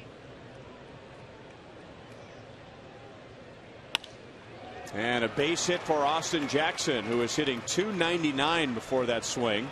He's going to try for 2 on Dyson, and Gerard's throw is just a little late. A hustling double for Austin Jackson with an RBI. Driving in Infante, and the Tigers take a 1-0 lead in the 5th inning. Boy, Austin Jackson coming out of that batter's box. He looked like he was on fire, and he just took off. And he said right away when he saw that ball leave right there, get by Escobar, he says, I'm going the whole way. That's where you get that double out of the box. Almost twisted his ankle there. I like to see that kind of play, that kind of hustle. And for the first and I think only time in Detroit Tigers history, Avisail Garcia is going to run for Austin Jackson. That's because with that double, Jackson gets his batting average to 300. And Jim Leyland wants to make sure his regular players don't get hurt in this last regular season game before the playoffs. How about that? Jackson ends up with a 300 batting average. I told you, man, especially the batting average. Guys try to round out their numbers the best they can. And to end the season at 300 on the nose, it's a beautiful thing. Quentin Berry is grounded back to Mendoza, and he is struck out.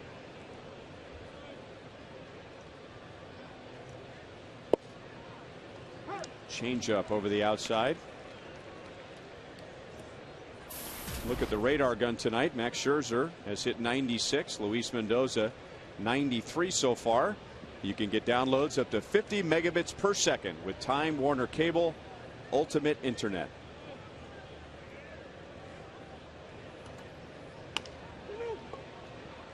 Backhanded by Billy Butler to Mendoza, who gets to the bag before Berry, and Garcia moves up to third.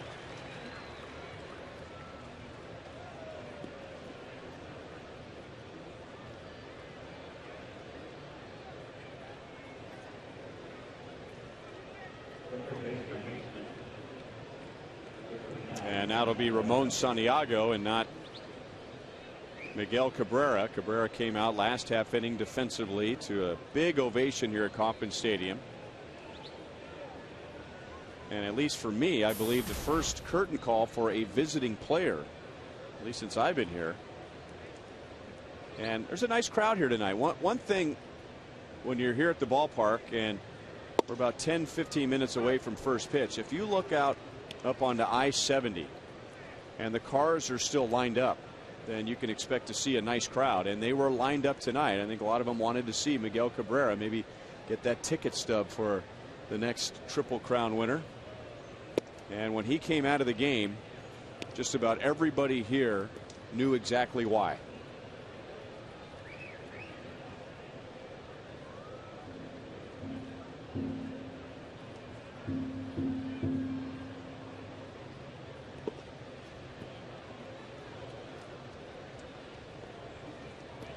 And you know, two of the plays that, or two of the moments this season that I enjoyed the most. One was the first home win here against the Yankees on May 3rd at the end of the game. Broxton was in. Royals had a 1-run lead. Had runners on. Alex Rodriguez was up. He had about an 8-pitch at bat.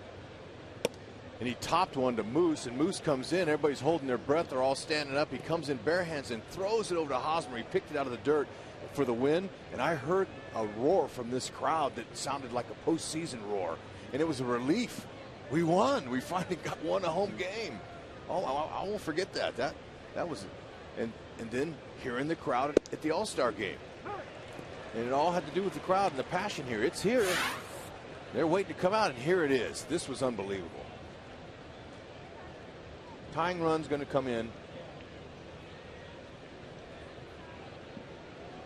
I mean, you can't help it. That crowd worked everybody. Look at the big man.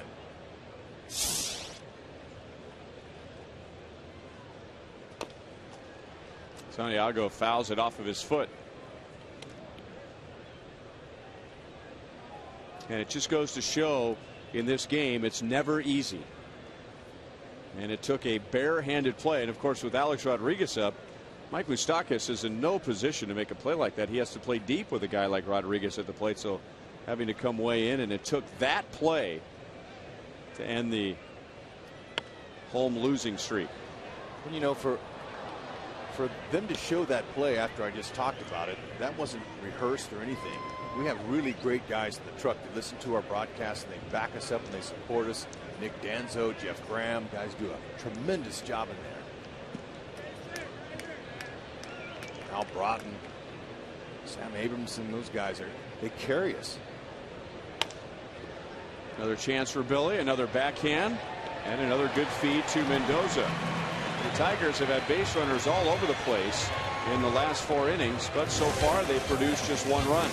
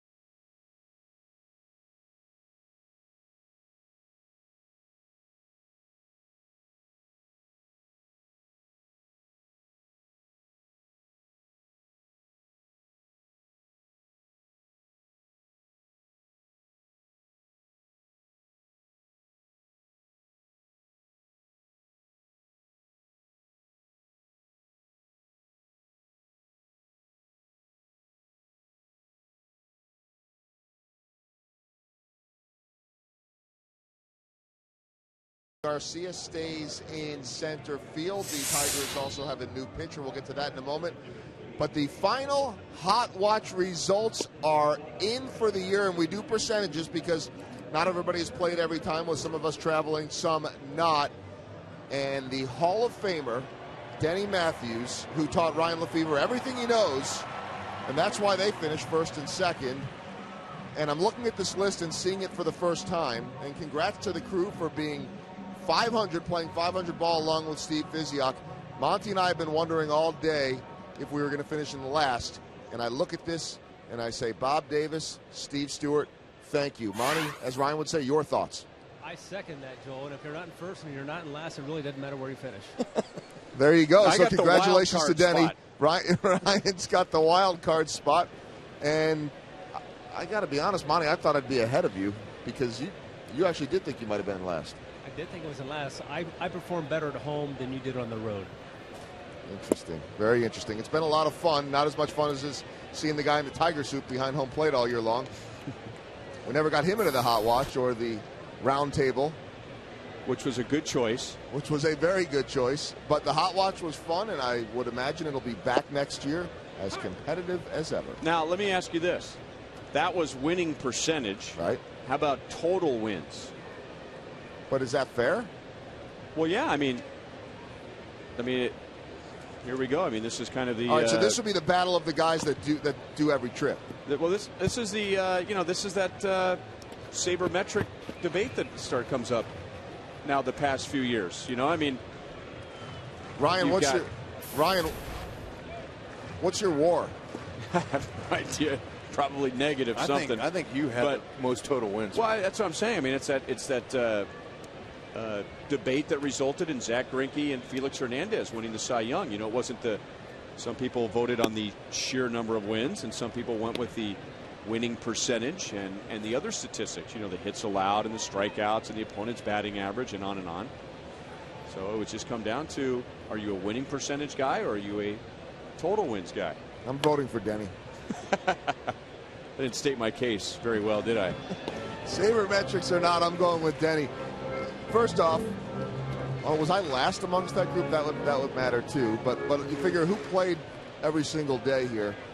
Right. You had you, Rex, me, Fizz, and Steve Stewart, right? Mm-hmm. Right. Could someone just tell me that I'm not fifth, and I'll give this up right now? That's all I care about. Well, it was a lot of fun, and we have to give credit to. We're told that Denny had about 30 less guesses than Ryan. Right. So we're breaking all this down. Yep. And Fizz is telling people in the radio booth right now about how he was cheated, and how he should have won the Fox Hot Watch, or maybe not. But it's a lot of fun. We should give credit to producer TJ McGinnis, who almost every night came up with the 4 categories. And on the radio side, of course, every day during our roundtable, we discuss our Hot Watch choices in depth. And TJ at the end of the year gave each of us the opportunity to come up with the 4 categories, which was fun. So as Joel said, we look forward to doing it again next year. I had a blast. Denny won it by 10% too. I mean, look, you go from Denny to me, that's 10%, then 1%, 3%, 1%, 1%, 1%, 2%. But the biggest jump was Denny, runaway. It's a Hall of Famer. He's got more time up here than any of us. This is Bourgeois batting for Dyson now that the lefty Drew Smiley's in the game. Dyson finished with a couple of fly balls to center field.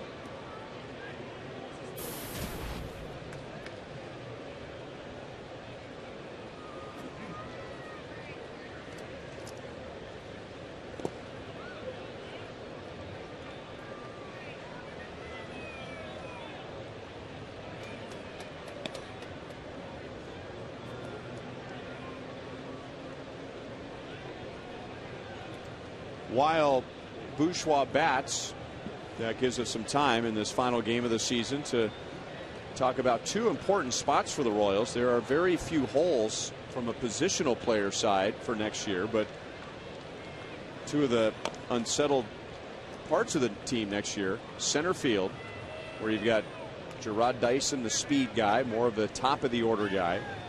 Lorenzo Cain, who's going to end up, I think, more of a middle of the order guy, outstanding center fielder. Bourgeois, I think, at this point of his career, is seen as a backup outfielder, and the leadoff spot. And oftentimes that position goes hand in hand, center field and leadoff.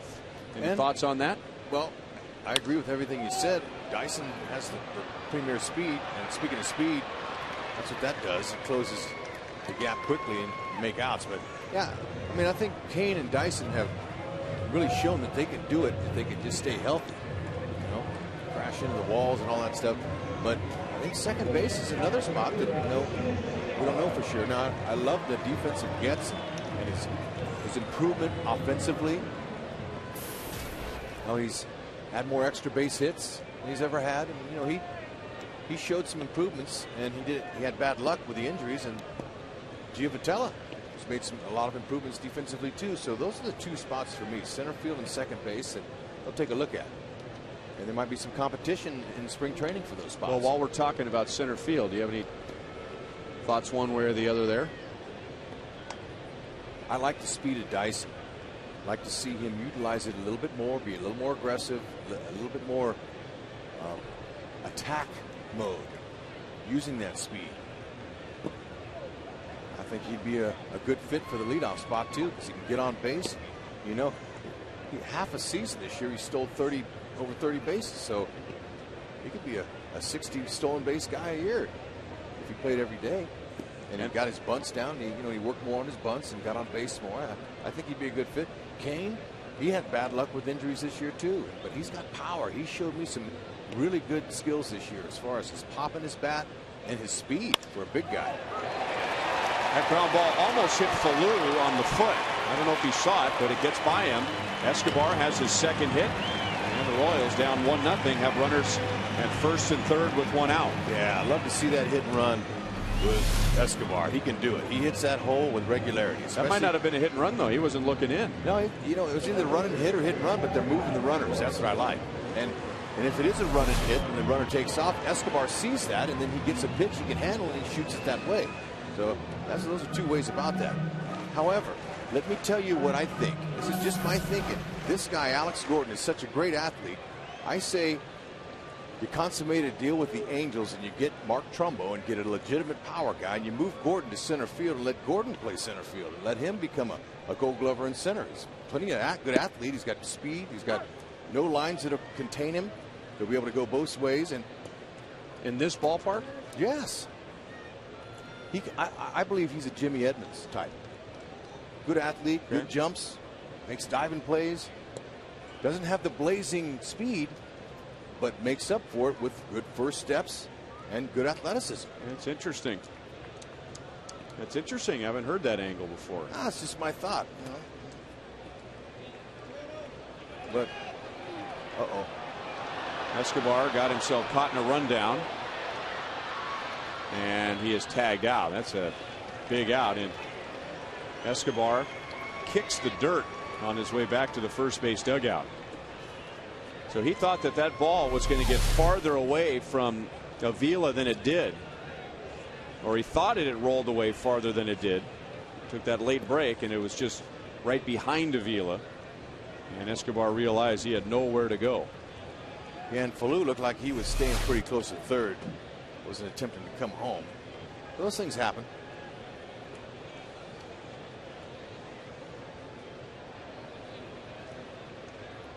Alex has walked twice, and he takes down and away, 2 balls and 1 strike. Joel, what do you think about center field next year?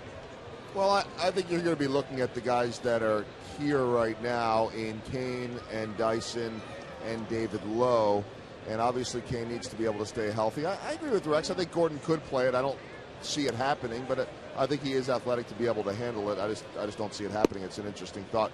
I did want to pass along with Alex. I talked with him today, and I said, what do you got going on for the offseason? And he, with a big smile, said, flight to Mexico at 7 in the morning. He and Jamie are going to go get away, hang out at the beach. Their son Max is going to hang out with his grandparents, and then he's going to go back to Lincoln. Said he'll come into town, in and out, maybe some workouts. Going to go to a Chiefs-Broncos game.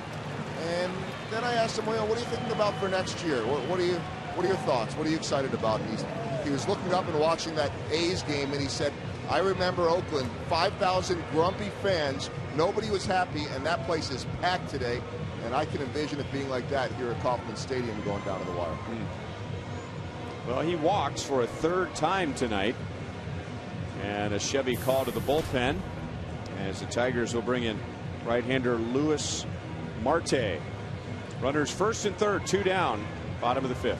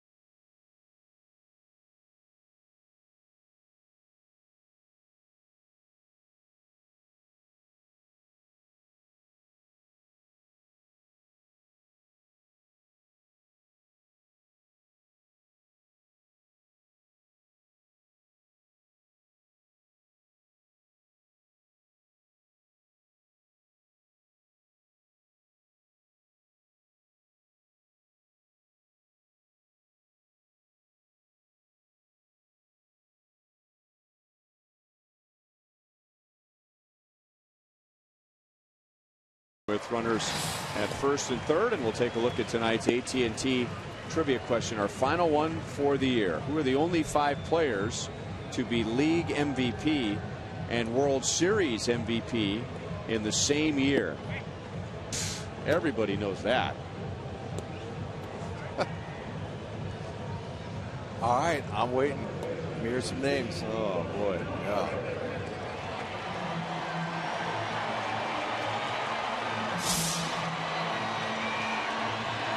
Luis Marte, who for a while was supposed to start tonight after Max Scherzer was suffering the effects of a rolled ankle during the celebration on Monday, but Scherzer talked himself back into a start. So Marte pitching in relief, coming on for Drew Smyly, who has walked 2 and given up a base hit. And if not for a caught stealing of Alcides Escobar in this inning, this would be a huge mess for the Tigers. Yeah, and if there was any question about Scherzer's tired shoulder or his ankle that he turned in the celebration, I think those are answered.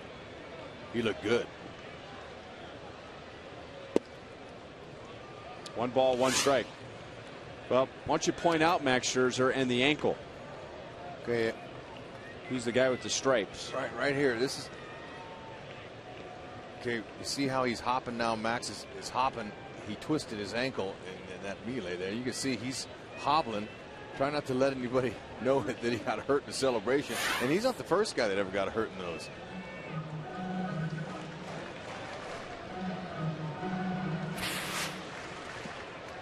There it is again. Yep, right there. Boy. Had his tennis shoes on, too. Outside, 2 balls, 1 strike on Billy. He singled in the first inning and struck out in the third. Jim Leyland wasn't going to let the lefty Smyly stay in to face Billy Butler. That's for sure. Billy has hit .331 against lefties with 12 home runs this year. He was going to make it a little tougher for Billy. 3-1. Marte fastball, slider, and a changeup. And he's looking for something up so he can drive one and round off his numbers. He'd like to go 30 and 110.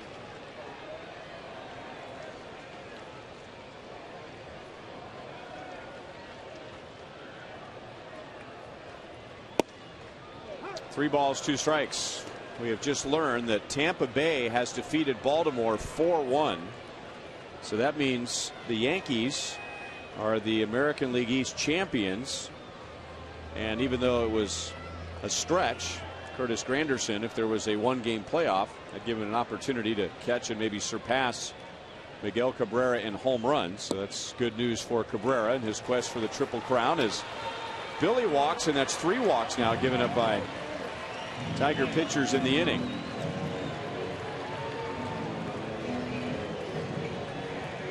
Granderson has hit 2 home runs, so that's 43.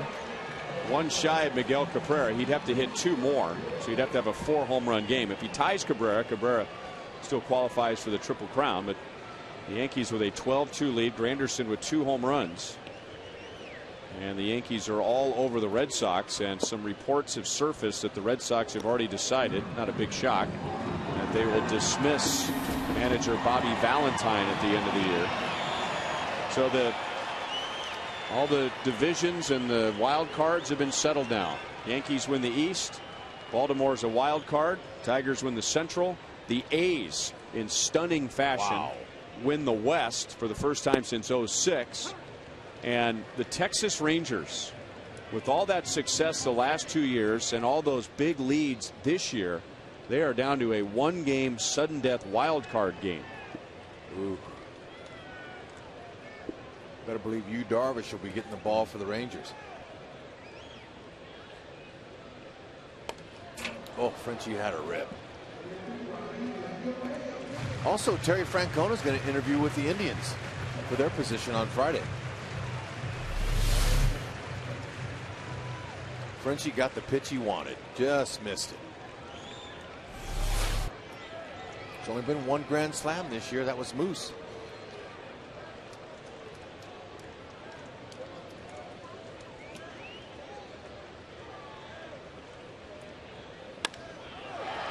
Hit hard toward right center field, and Dirks for a moment didn't have a good route, but he corrects, and the Royals leave the bases loaded in the 5th, and they have left 8 on base. They are scoreless through 5, and the Tigers lead 1-0.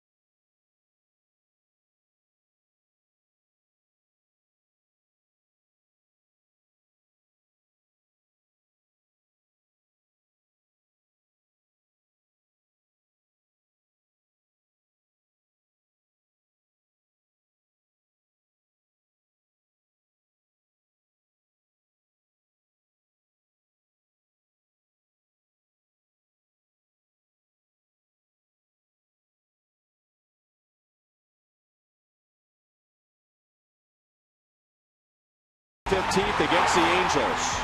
A 2-run home run to tie the game in the 9th. Salvador Perez hits it off the screen to the left field foul pole to win it.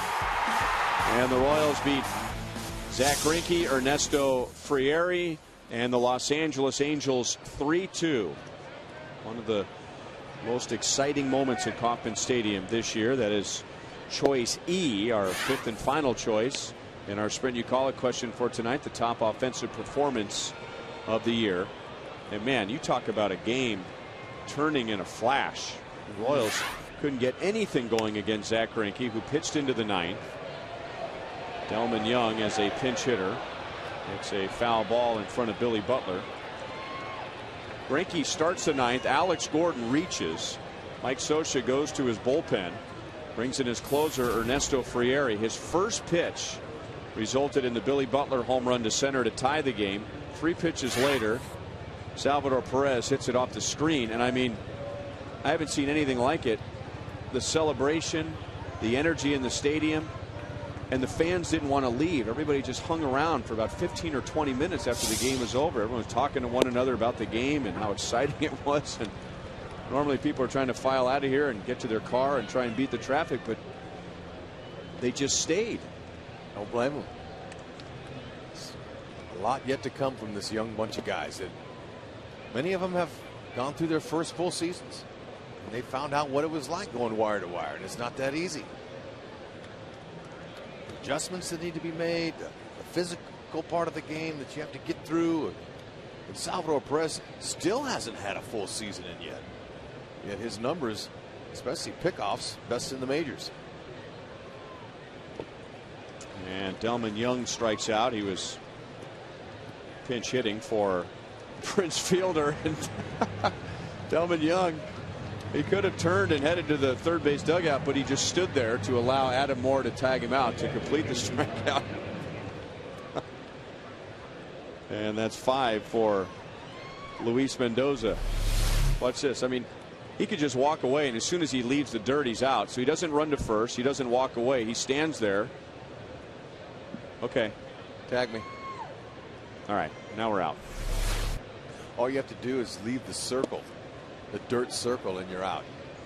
Hey, I want to say one thing with Delman Young batting for Prince Fielder. We've talked so much about Miguel Cabrera and his great year.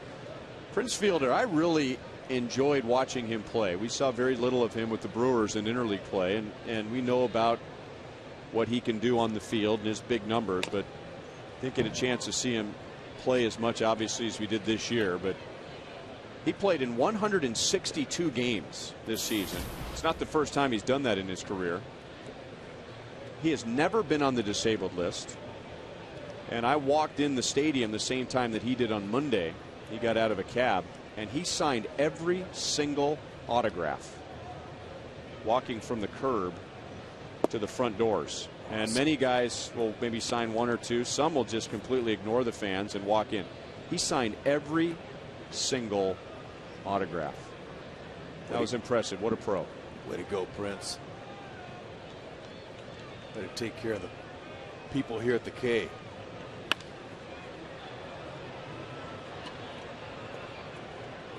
Alex in foul ground makes a play on Avila. And Prince Fielder, one of just 3 players in the American League to play in 162 this year. Adam Jones of the Orioles going to the playoffs, and Ichiro Suzuki of the Mariners and now the Yankees played in all 162 games. And Starlin Castro, the young, exciting shortstop of the Cubs, played in all 162 in the National League.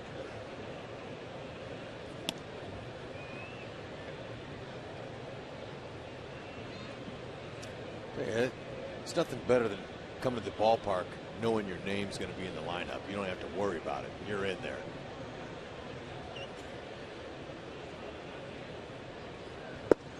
You know, Prince Fielder and Billy Butler have very similar numbers coming into tonight. Billy 313, Prince 312, Billy 29 home runs, Prince Fielder 30, Billy 107 RBIs, Fielder 108, Billy 32 doubles, Prince Fielder number 33.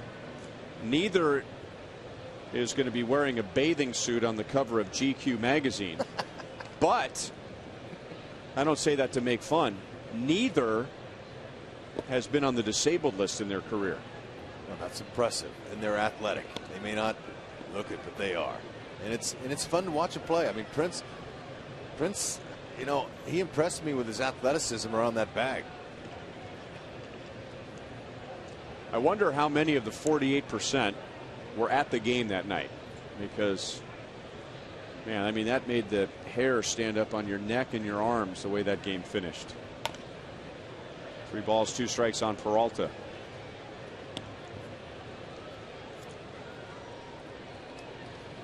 Well, I tell you, this has been fun. Appreciate the fans' support in this sprint, you call it, all season long, every night, keeping the fans involved, and you guys were keeping us in the game stirred up, and we really appreciate your support out there watching, and all the Twitter Tuesdays and plays of the week. It's been a lot of fun. 6 strikeouts for Luis Mendoza. He's only given up 1 run in 6 innings, but the Royals are scoreless. Tigers lead 1-0.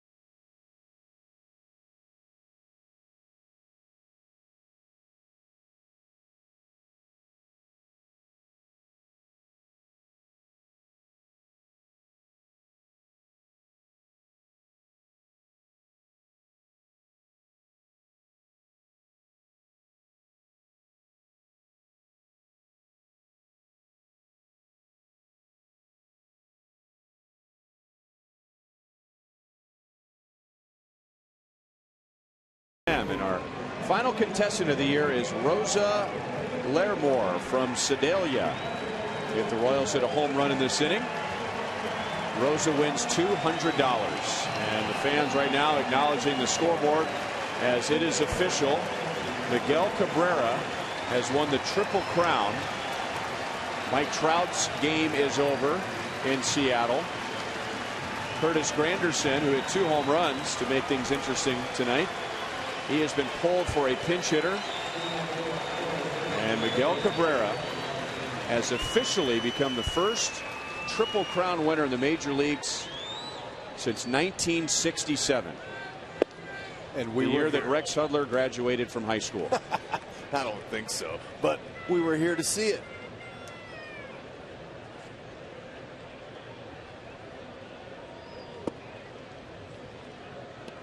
That was 2 years before the Royals even came into existence. 1967.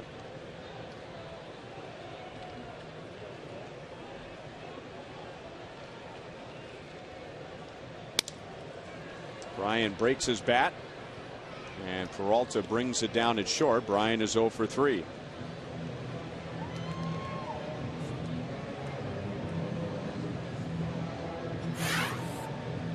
Oh, okay. George Brett would be 1980. How about Reggie Jackson? Oh, wait a minute. It would be Mike Schmidt. Okay. Because the Phillies beat the Royals that year. So Mike Schmidt. Is Reggie Jackson on there? 1979. See, the Yankees won it in 77 and 78. Okay. There you go, Reggie Jackson. 66. How about Frank Robinson? That's got to be the Orioles beat the Dodgers in 66. It's a little bit easier when you get the years. 63, would that be Mickey Mantle? Joe DiMaggio? No, that would be after his time. 79, how about Willie Stargell?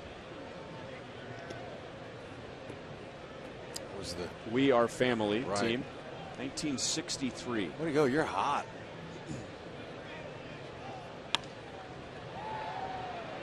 Adam Moore flies to right field, so he's 0 for 3. The Dodgers won it in 1963. Koufax. No, he wasn't in it. Wow. Sometimes you just fall into it. So you let me have 2 out of them. There you go. All right, we got him.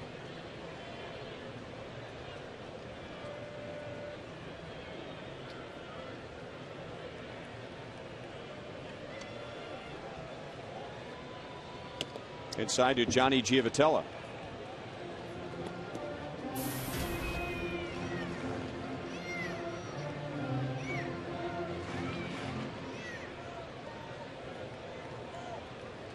Johnny has an infield single tonight, and he's flied to center field facing Luis Marte. We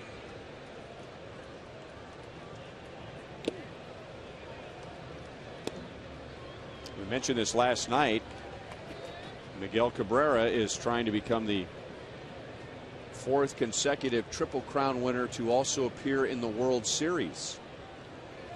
The last 3, Carl Yastrzemski, Frank Robinson, and Mickey Mantle, all advanced to the World Series the year they won the Triple Crown. 2-hit game for Johnny Giavotella. He's at first base with 2 down. Well, the new American League West champions will face, the Oakland A's will face the Detroit Tigers in Comerica Park. You see Gio squaring one up. Good, short, quick, compact stroke.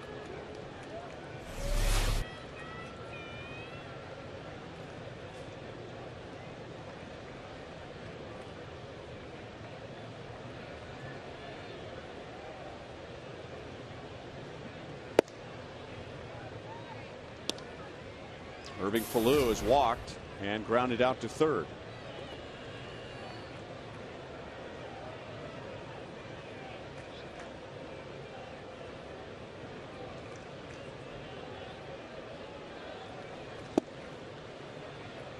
One and one.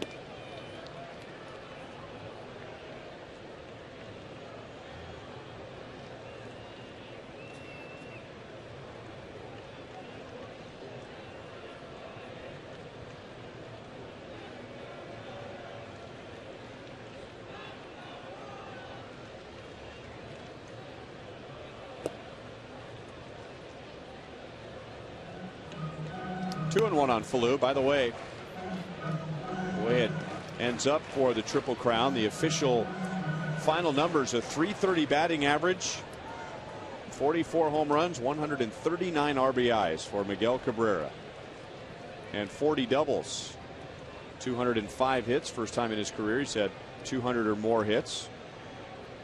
He's also going to finish second in the league in runs scored. 3 balls and 1 strike on Falou. It's an impressive number.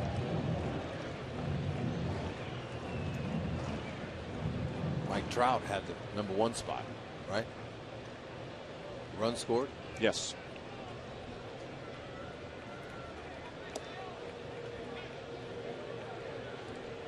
We discussed this in game 1. I discussed this further with Bob Dutton of the Kansas City Star, and Bob is noticing what I've noticed: the divide between media and on-field personnel.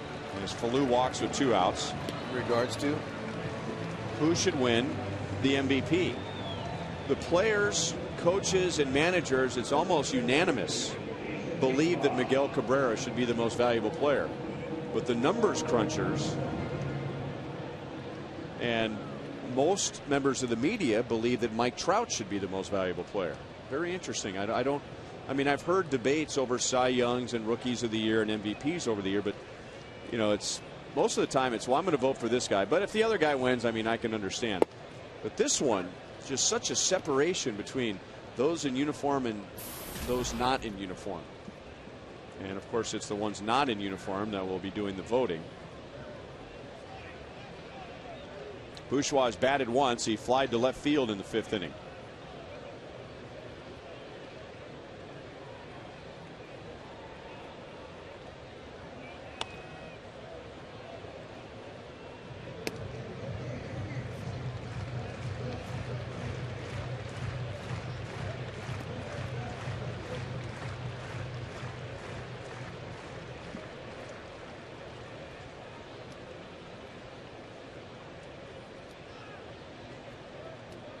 See if somebody can tie this game up here. The 2-out base hit.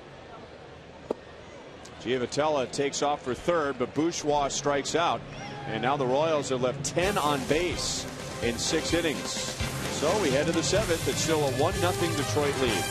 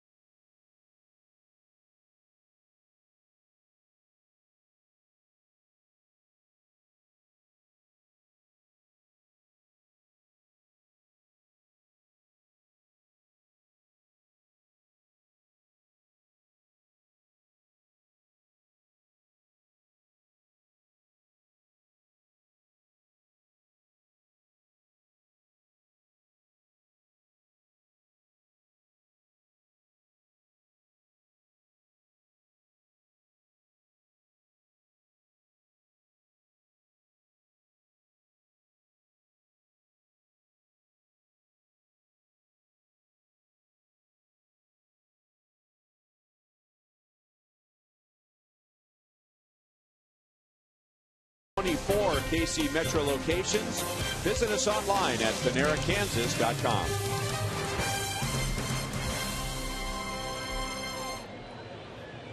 Final game of the season.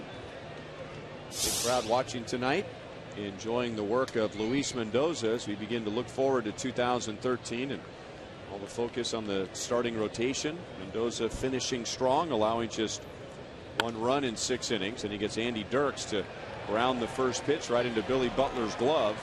Dirks is 0 for 3, and now Mendoza's retired the last 6. The only run he's allowed was a double by Austin Jackson in the 5th inning, driving in Omar Infante. Good changeup. It's not over the plate, but Dirks is ahead of it. Billy made that look routine.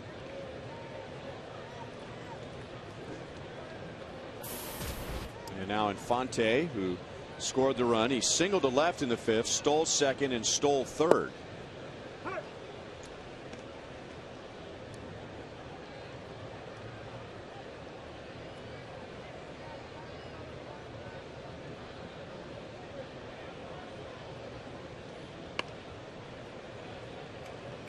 We were talking about the divide between the players and the media as to who should win the Triple Crown this year.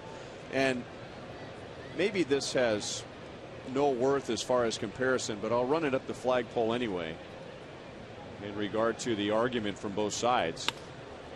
As Infante lines it toward left, and Alex won't be able to get it. Able to grab it deep, but Infante's into second base with a 1-out double. The other Triple Crown you hear about all the time would be in horse racing. And if you were voting for the horse of the year, it would be easy to vote for the Triple Crown, right? Kentucky Derby, the Belmont, and the Preakness. Absolutely. Right? Right. However, what's similar, it seems, to the argument this year is that some are saying, well, yeah, maybe he won the Triple Crown. Maybe he won those 3 races. But this horse, and we'll just call him Hud for argument's sake or comparison's sake.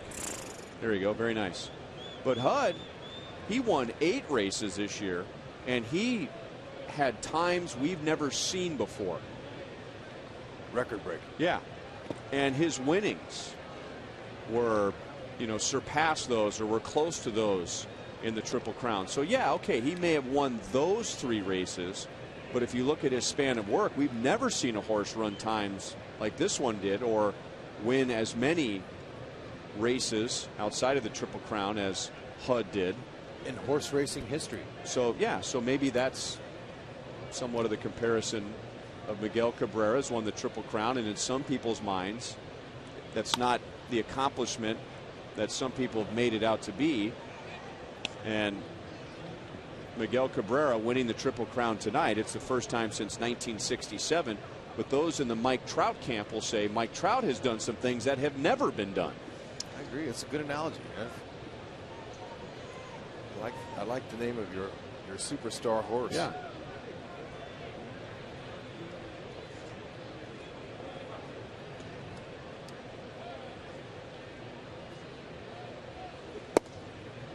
Two balls, two strikes. Joel, your thoughts? Well, I want to echo exactly what you're saying, Ryan, and you know that you and I disagree on who we think should be the MVP. Monty and I think it should be Mike Trout. You guys think it should be Miguel Cabrera. I do think it's going to end up being Miguel Cabrera, and I hate the whole sabermetric versus non-sabermetric thing, and RBIs, do they matter or not, all that kind of stuff. I mean, I think everything matters. I think what Mike Trout has done, overall numbers, just doesn't have a name for it. But when you look back in history and what these guys have done, and if you now look at the numbers that, let's say, Horse A did here, okay, Miguel Cabrera, 330 batting average, 44, 139. The guys in history that have done that, Todd Helton did it. He didn't win an MVP. He was also in Colorado. Manny Ramirez did it. But those numbers, Lou Gehrig 4 times, Babe Ruth 6 times, Jimmy Fox, Joe DiMaggio, Hack Wilson. That's impressive company. Now, when you look on the other side to what Mike Trout did, let's call his Triple Crown the Trout. 30 homers, 45 stolen bases, 125 runs. Never been done in the history of the game. So how do you quantify which one is more valuable than another? And seasons that maybe would be the most comparable, the last guy that had a 30 home run, 45 stolen base season, well, the only guy was Barry Bonds in 1990. It was the first of his 7 MVPs, the first of his 8 Gold Gloves. That same year, Ricky Henderson won the MVP in the American League with a 325 batting average, 119 runs, 28 RBIs, 65 stolen bases. And for those that love OPS, and Miguel Cabrera is over 1,000, and on the other side, Mike Trout's just under 1,000. Ricky Henderson was over 1,000 that year. I think we're just talking about 2 spectacular performances with different types of numbers. Yeah. Well, and as we brought up before in the broadcast, Mike Trout as a leadoff hitter, his Triple Crown is different from Miguel Cabrera's. His is getting on base, stealing base, scoring runs. I mean, he has his own Triple Crown. I will say this: if Mike Trout wins a Triple Crown, I don't think the guys that voted for him are a bunch of idiots. You know, that's the part in the reading some of the stories in the blogs right now. I mean, it's you know, how could you vote for Miguel Cabrera, or how could you vote for Mike Trout? I mean, here's another thing I'll add to it, HUD and Joel. And I don't know if this means today like it used to mean. Miguel Cabrera is going to the playoffs. Mike Trout isn't. Right. Now, if the Angels went to the playoffs, you could very easily say they do not go without Mike Trout at all. He's the reason why they go to the playoffs, but they're not going to the playoffs. But regardless, I love the debate because it stimulates people in baseball. They talk about, watch this. To be continued. It's great for the game. 7 innings, 1 run allowed by Luis Mendoza, but Royals still trying to figure out the Tigers tonight. 1-0 Detroit.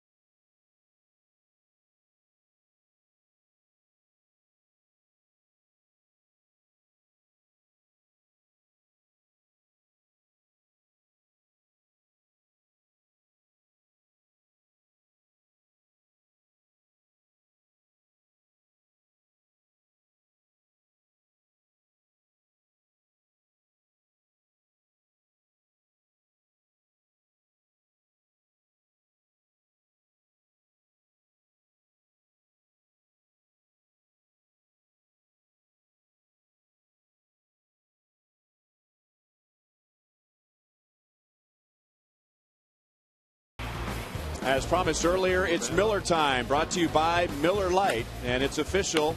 Even though Miguel Cabrera tonight was 0 for 2 with a flyout and a strikeout, he has won the Triple Crown, the first major leaguer since 1967, and in a very moving moment here at Kauffman Stadium where he is a visiting player when Jim Leyland took him out in the middle of the 4th inning. Royals fans gave him a standing ovation.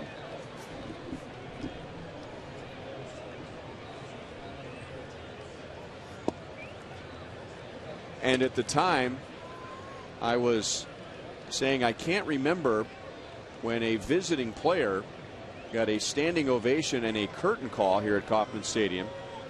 And then during the All-Star game, it's a little different, but Chipper Jones, who, you know, with great class, talked about how much he wanted to play in Kansas City, and this is his final season. Never played here. The Atlanta Braves have not been to Kansas City since interleague play began. The fans gave him a nice standing ovation. That's a class move, no doubt. These fans know something special when they see it. Escobar is thrown out, and the new shortstop is Danny Worth. So Alcides Escobar is 2 for 4. By the way, I pointed out earlier in the game when the cars were lined up on I-70 with about 10 minutes to go, and that's always a sign that there's a big crowd and at times a big walk-up crowd. Well, tonight the Royals sold over 12,500 tickets today.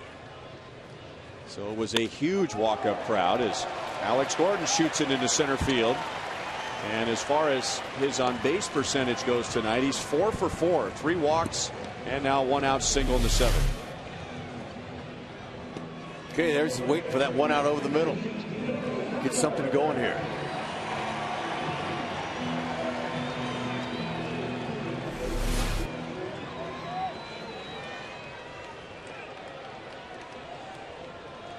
Billy Butler has walked, struck out, and singled, batting at .313, hoping for that 30th home run. And he takes outside, ball 1 from Marte. We were cut off at the end of the last half inning. We were talking about the Triple Crown, Mike Trout and Miguel Cabrera. I like it, stirs debate, and that's good for baseball. More people are into it. They're passionate about it. I like the fact that they're throwing numbers back and forth at one another, and that just adds to the grand game of baseball. It's really good to see all that and all the people that are interested in it.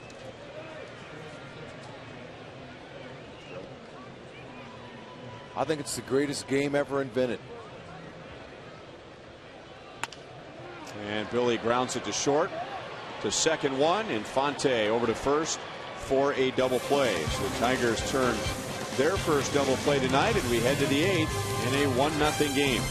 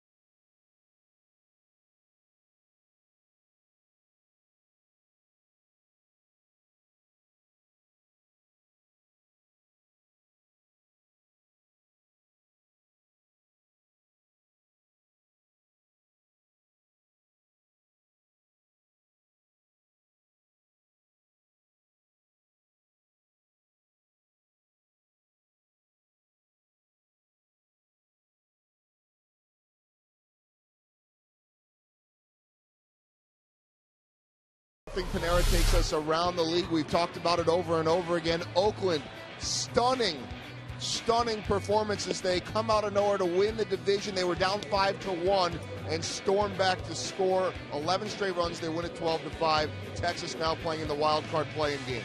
Chicago shuts out Cleveland. New York takes care of business in a big way. They are up 14-2. They will win that division because Baltimore lost to Tampa Bay. Seattle, LA, Minnesota, Toronto, meaningless games other than stats.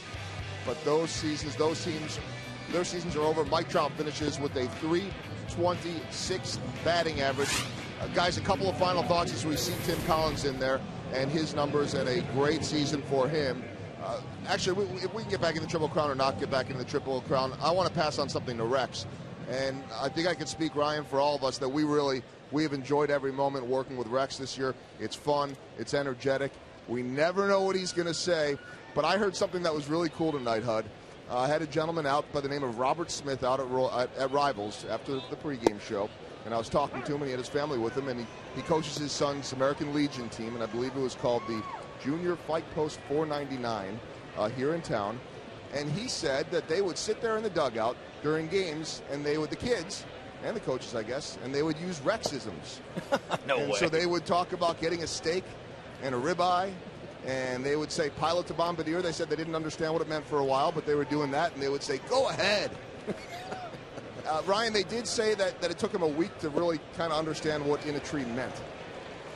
Well, I try to explain those, and for those that weren't sure what I was going to say, well, that makes two of us. Yeah, that's right. Because I never know what's coming out either. But you know what? One thing that has warmed me is the fans and the people. Look, it was in a very difficult situation to come in here, not playing for the team and everything, but the 11 years of experience I had as a broadcaster was enough for the people to understand, or at least the ownership and with Fox to know that I'm passionate about baseball and I love people. So those two combinations is what this game's all about. It's the people, it's the fans, and to hear the passion this year and to start out with 10 losses at home. I'd never experienced that before. That was painful. But it's been nice to be able to be here and go out in the public and to hear fans and to hear their passion and to feel it. And I really believe that the talent they have here, they have a great future, and it's going to be fun to win. And I really appreciate you guys helping me out here in the booth. And we had so much fun on the road and every day and playing. And baseball's a game. It's not war. It's a game. And it's played by the greatest athletes in the world. And they're really at the top of their game here in the major leagues. And it's just fun. And I really appreciate you guys. Thank you. Well, go ahead, Brian. Well, I'm just going to echo what Joel said. And, every one of us has been the new guy at some point in Kansas City, and you had to sit in a chair once inhabited by one of the greatest Royals in history, the greatest defender in Royals history, and before him the greatest pitcher in Royals history. And I had to once sit in the chair for Fred White, but I don't think any of us had the cross to bear that you did. And some of the letters, we read some of them today, the anonymous letters with no return address. But all in all, we've appreciated your passion and how you've handled it with class and with dignity. And as a token of my appreciation, I want to present to you this autographed schedule, which you're so fond of, with the little logos on it here. All right, you're the best. You're the best. Thanks, man. You deserve a medal for putting up with me, but I can't help it. I love that schedule. I've never seen somebody so excited about a schedule coming out. But thanks for putting up with me and the fans too. Look, I love it, and I'm hopeful and excited about the future here. It's going to be great when they win. The All-Star game was unbelievable to see the people turn out and the passion. So look, it's here, and it just takes time. I mean, championships are hard to come by.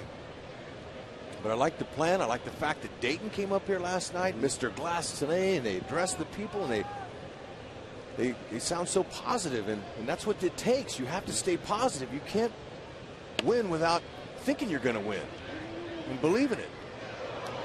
And the players, the way they execute daily, the way they hustle and play hard. I mean, you got to do all those things, all the little things in baseball. It's a mental grind. It's a physical grind. And Tim Collins will face only 2. And as Joel said, even though it's been a little rocky for him lately, Tim Collins had a good year last year, an even better year this year, and finishes with 72 appearances. Runner at second, 1 out. And another pitching change. Here's a reaction last night on a line drive to right field caught by Jeff Francoeur. Look at how calm the other 2 guys are in the booth. Hey, look, I can't help it. I'm sorry.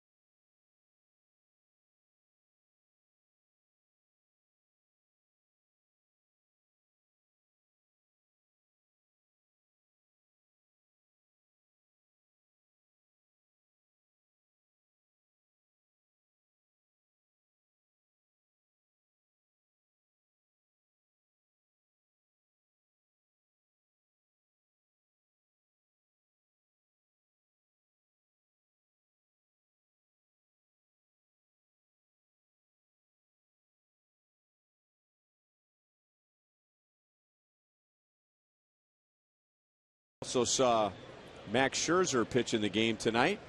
A couple of former MU Tigers.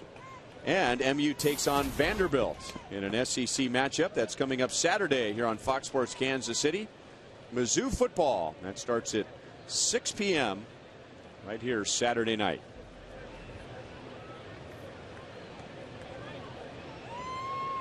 Delman Young batting for the second time. That was a swing and a miss, and a ball hitting by Adam Moore and allowing Quentin Berry to move up to third base.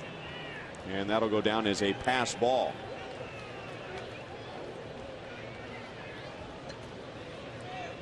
However, Delman Young is down in the count. No balls, 2 strikes, with Lewis Coleman on the mound, and the Royals will bring the infield in.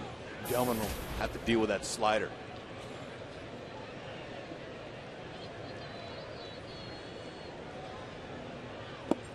And he strikes out. That's how he dealt with the slider. So 2 strikeouts for him. And now 2 down in the 8th. It's a tough pitch to hit. It's quick movement down and away from him. Looked straight. And if you haven't faced a guy like that many times, that happens.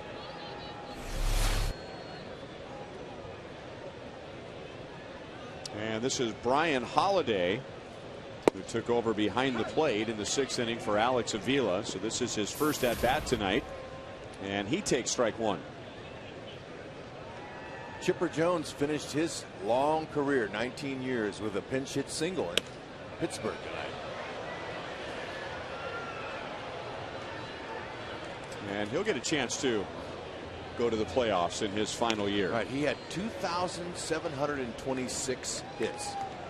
That fan's proud of that one. So the National League, Washington, Cincinnati, and San Francisco winning the divisions, with St. Louis, the defending World Series champions, and the Braves as the wild cards.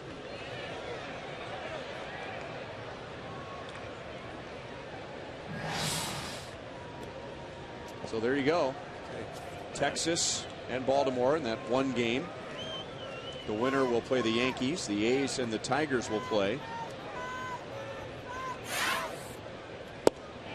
As Holiday strikes out, Coleman strikes out the only 2 he faces. The Royals have only allowed 1 in 8 innings. but they are scoreless at the plate in 7. And these got to go.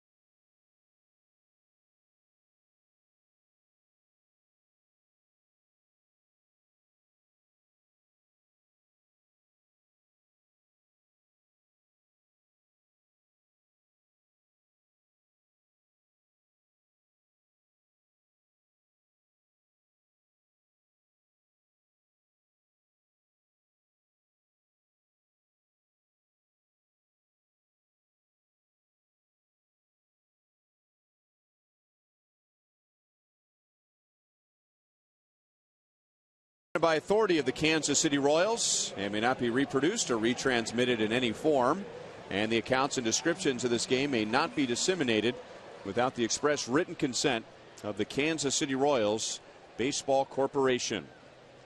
And on this final game of the season, we have a lot of people to thank. First of all, there's Big Don Miller out in right field. Way to go, Big Don. Don, maybe one smile to end the season. All right, a grin, little chuckle. Don always with the game face on. Jeff Francoeur leads off the bottom of the 8th. Morgan Kramer wiping a tear away. He's on the left field side. Way to go, Morgan. Francoeur, a very tough luck 0 for 3 tonight. Dean Andrick down by the first base dugout. That away, Dino. See, that's what we want to see right there. Right back to you, yeah. Dino. All right. Mean Dean. Thank you. Raise the roof for me, Dean. Still 1-2 on Francoeur, who was flied out deep twice and lined out to the outfield. Yeah, there you go. Raise it. See, we give you another shot when you show some emotion like that on camera. Show it. Love the passion. Love it. Bring it. Go ahead.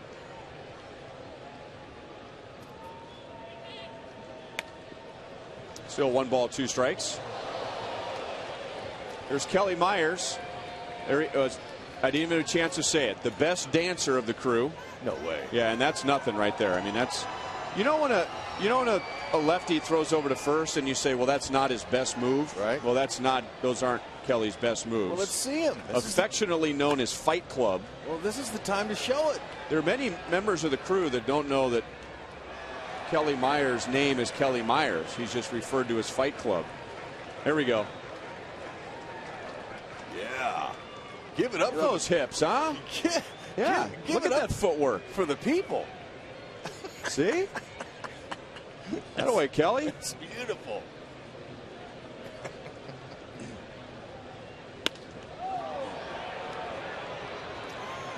This is the only routine out for Francoeur tonight. He is 0 for 4, 1 down. There's Mike Meyer, who can't dance a lick, but one of our most valuable cameramen. Nice job, Mike. And look at that one quick wave and immediately back to work. Getting the right shot for us. We couldn't do it without him. And up here in the booth, Swanee, Ron Swan, who does the best Harry Carey impersonation. Again, focused. Swanee's up here in the booth. Michael Doc Carruthers our stage manager, also up here in the booth. Longtime member of the television crew. He's the one that's responsible for making sure that we're on time to tape the opening segment of the broadcast, make sure that we have all the copy to read when we're talking about upcoming Royals promotions, when we're coming back from break, and from time to time entertaining us. You missed this last year, but it was one of those long American League games, and it was a hot night. 2 down as Pena strikes out. He's 0 for 4. And Doc had a little fan in front of him. And thankfully it wasn't, you know, like a metal or a plastic blade. There was these little canvas strips, but you turn it on and it created a fan. He's just bored. He's just sticking his finger in the fan, you know, just one time after another. Yep, just like that. We caught him on tape. Classic. That away, Doc. And of course, in the truck, our Emmy Award-winning director, Steve Kurtenbach. Way to go, Steve. Our newcomer as producer, Joe Lavero. Great job, Joe. Thank you. Associate producers Al Broughton, Sam Abramson, TJ McGinnis, the producer of Royals Live. And our technical director, Richard the Rocket Harlan, along with our Fox Box operator and our on-field reporter, Nate Bucati, and many others. Still 1-0 Tigers as we head to the ninth.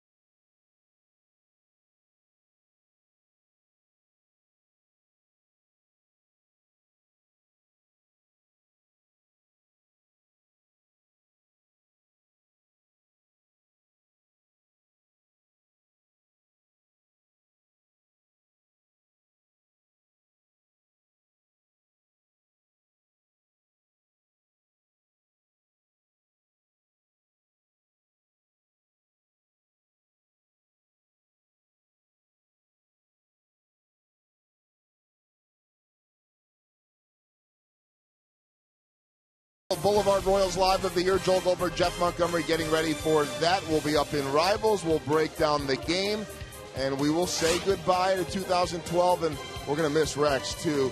Look at all these great moments from the year. Look at all the faces, the moose antlers. I mean, we don't have enough time for this. He's flexing. He's getting tossed. Kirk Gibson's ready to kill him, and he knows that. That, I think, is the max headroom. And, by the way, that wasn't a moment. That's every night in some form or another. You should sit behind him and watch him standing up and raising the roof and jumping up and down for Aaron Crow just when he catches the ball from the third baseman. It has been a blast, and I want to echo what Ryan said about how great our crew is. And I think the best compliment we can give everyone here, and Ryan, I know you'll agree with me on this, is never hear one person complain about being at work. Not one person in this group. All love coming here. Looking forward to getting back to the families, but very excited for 2013. Ooh. When I heard Ryan say that he was excited about next year, that got me pumped. Thanks, Joel. You were fun to work with, too. And Monty, way to go, Monty. Way to make me feel comfortable here. Took me to your house, introduced me to your family, took me golfing. You couldn't have been more hospitable for me. Thank you. Also want to thank our audio guys who worked so hard to make us sound good on the air. As Danny Worth grounds out to short. Randy Miller, who keeps us entertained with his incredible library of music. You make one reference to a song at some point during the game or before the game, the next thing you know, we've got it in our ears. And that's what makes me move. He's the one that has to deal with the brunt of us saying the levels are too hot, the crowd is too low, the crowd is too high, and always twisting and turning the knob so that we have the exact sound that we want in our ears. So we thank Randy for that. And his assistants. There's Randy. Look at that shirt. Ooh, I'd wear that shirt. Baby, thanks, Randy. Also Ryan Miller, Cale Sally. We have a great audio crew, and there are times when we have glitches with our video or our audio, and when that happens, boy, we got people that just come running out of the woodwork and fix it right away. We have an excellent crew, and we also have a lot of really good guys. I was impressed with the crew all year. Consistently coming out just like the players, giving everything they have because they're pros. Making sure that your picture is always looking good in your living room in high definition. Our video technician, Don Elliott. There's Don. Don's awesome. Look at that. That's like an airplane cockpit. Yeah. And, you know, I backed out one night and bumped into his bumper and caved his bumper in. You did? Yeah, he didn't know, and I wanted to leave a note on it, and I figured I'll be out there after. Roll it, roll it. Chance for two. And the Royals turn it. Now their last chance at the plate. 1-0 Detroit through the bottom of the ninth.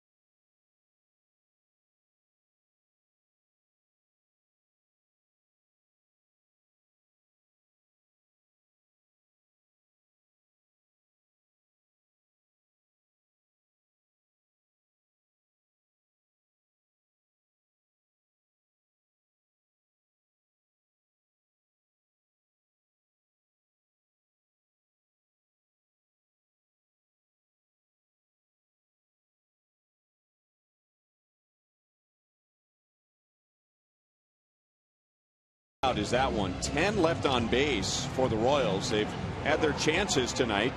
They have 6 hits, and the Tigers have walked 6. In fact, all 6 of those walks came in the first 6 innings, but so far haven't been able to turn any of that into a run. And it will be Luke Pukonen who will pitch the bottom of the 9th inning, with the Royals sending up Johnny Giavotella, Irving Falou, and Jason Bourgeois.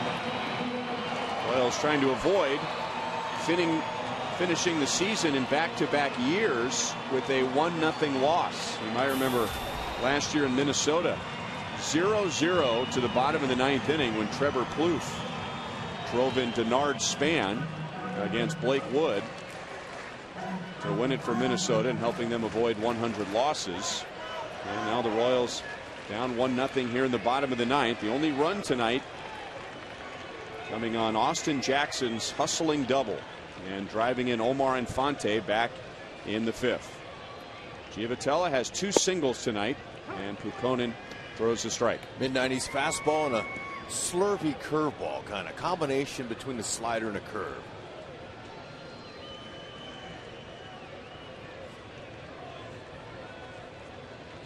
Buchanan pitched an inning and 2/3 scoreless last night. And if you're a Tiger fan, or if you're just a fan of baseball and you're looking forward to the strengths and the weaknesses of each team that's going to the playoffs, the Tigers have a lot of concerns at the back end of their bullpen.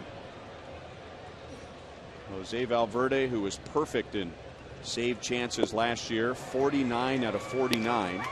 He has only 5 blown saves this year, but he's been shaky all season. And when we were in Detroit last week, every time he came out of the dugout, there were, it seems, as many boos as there were cheers. Yep. And young pitcher Al Albuquerque, he'll be factored in back in the back of that bullpen for sure. No doubles. Santiago, the third baseman who came in for Cabrera, is sitting hard on that line over there. He's saying, you're not going to hit a double by me. You might get a base hit. I might give you a lousy single through here, but you're not going to get one right by me here. Outfield shallow. If Gio can somehow find a way to hit it in left center, that'd be a beautiful thing. It's wide open. And he grounds it up the middle. Pucconen got his glove on it. Infante bare hands. And with a nice play, gets Giavotella. How about a finger on it? He got a finger on it, and they're going to come out and check on it. Boy, too bad for Johnny. That ball, had he not touched it, it would have went through. Nice play. It's not easy, ball rolling that hard. Infante, he's their guy at second base. They traded for him a month or so ago, and they're counting on him. Now look at this. It hits right off of his finger.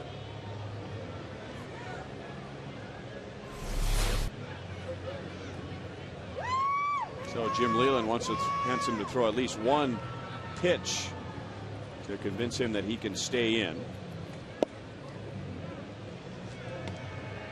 And he gives Jim Leyland the nod, and apparently that was good enough.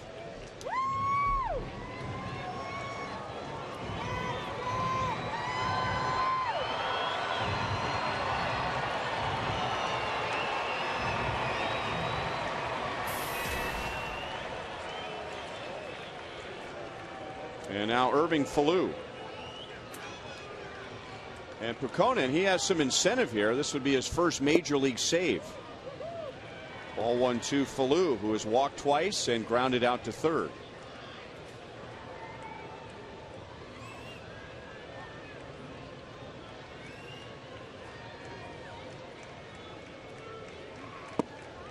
Good movement on that pitch. 1 ball, 1 strike. Max Scherzer went 4. Drew Smiley 2/3 of an inning. Luis Marte 3 1/3. And now Pucconen has 1 out in the bottom of the 9th. 2 balls and 1 strike.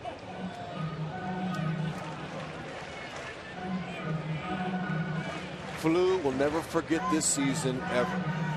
It took him 9 years to get to the majors. His first at bat, he triples down the right field line against the Yankees. For his first big league hit, he waited 9 years for. He's been impressive in his stints up here, batting left and right. He's switch hitter, playing third, short, and second. Been impressive. 3 balls, 1 strike.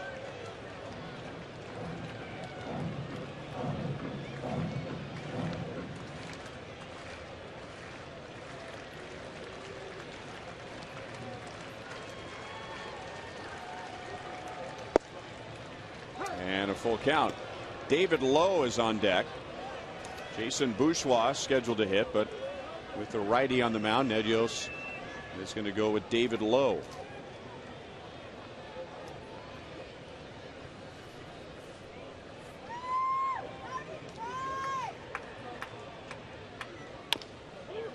Hold on the ground to first. Kelly underhands to Pucconen. He gets to the bag in front of Falou, and there are 2 down.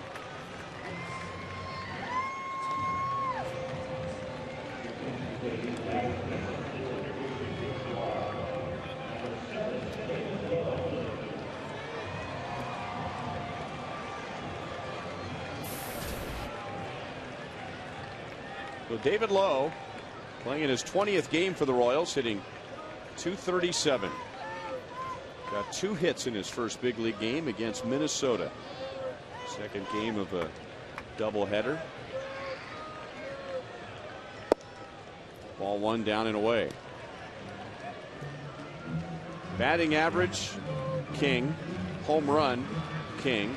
RBI, king, with the makeshift crowns. And in their minds, adding up to MVP.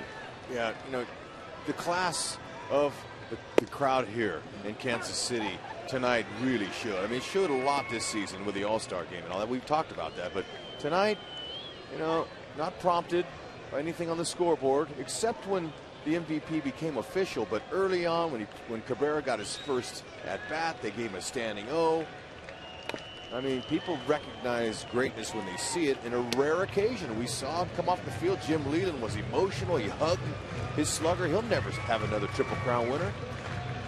Probably the only one he's ever had. First one in 45 years.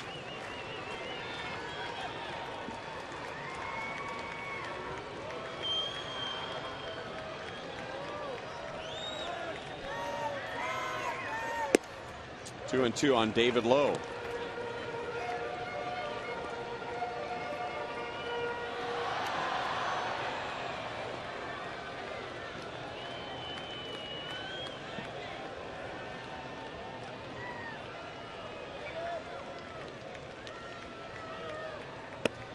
Three balls, two strikes with Escobar on deck.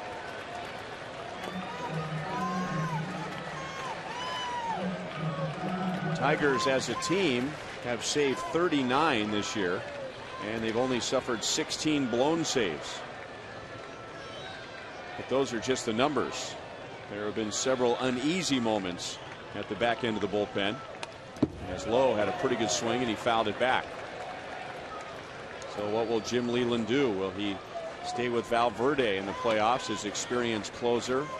Will he promote somebody like Joaquin Benoit, who has pitched very well in the eighth inning but has been shaky in the ninth? You mentioned Al Albuquerque, Brian Villarreal, another pitcher with a good arm.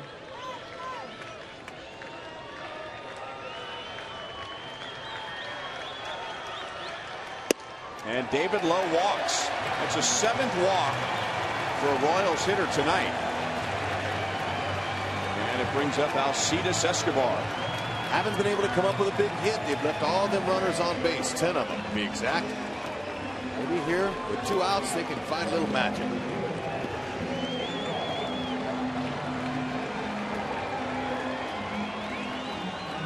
See if David Lowe can get a jump.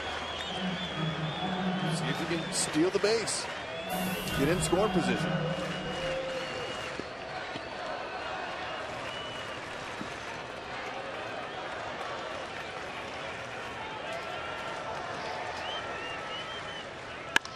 Hit hard but pulled foul. Man, he was all over a 95-mile-an-hour fastball. He was sitting on it. He showed us some of that pop last night as he went down and got one. Ball was down out over the plate. He just dropped a head on at it. Sucker left. It was gone. 5th homer on the year. After that swing, I don't know if he'll give it to him again. He wants to be a hero here. He loved the crowd last night. When they gave him a standing ovation for his defensive plays, he was just oozing in the clubhouse with excitement. He takes low, 1 ball, 1 strike. He said that's why he likes to play, because when he makes those plays, the fans love it. He's an entertainer.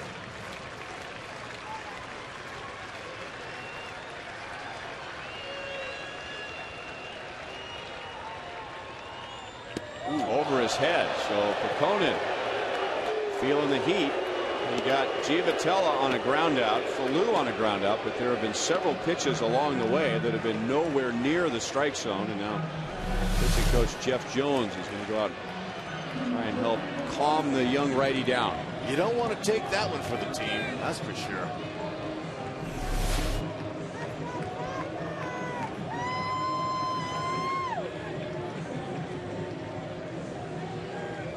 Sometimes, you know, ball come inside, hitter, you know, tries to get out of the way, and you say, come on, take one for the team. Let's go get on base. We need a rally going. But at head height like that, He ducked. He did the right thing.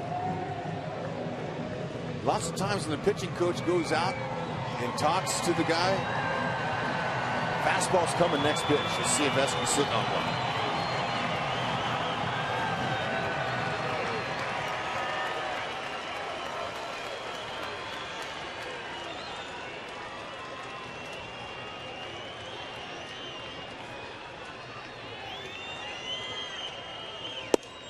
And he comes back with a good pitch over the outside. 2 balls, 2 strikes. Fastball, but not in a good spot to hit it. Perfect placement.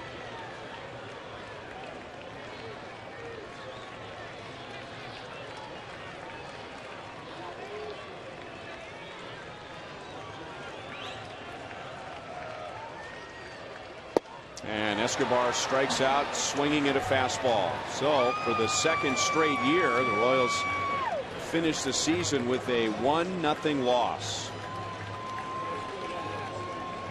And we wish good luck to Jim Leyland and the Detroit Tigers as they represent the American League Central Division and will head to the playoffs. Jim Leyland and his team winning the division for the second time since he has taken over as manager. This is his 7th season. And we got a chance to witness tonight history as Miguel Cabrera, even though he went 0 for 2, becomes the first player in the major leagues in 45 years to win baseball's Triple Crown. Congratulations. Unbelievable feat. So Slugger sums it up. We thank the fans, those who came out tonight. We see Tigers fans, a lot of them coming out tonight to cheer on Miguel Cabrera. We also saw a lot of Royals fans showing their appreciation for Cabrera's historic season. We will wrap things up from the booth right after this.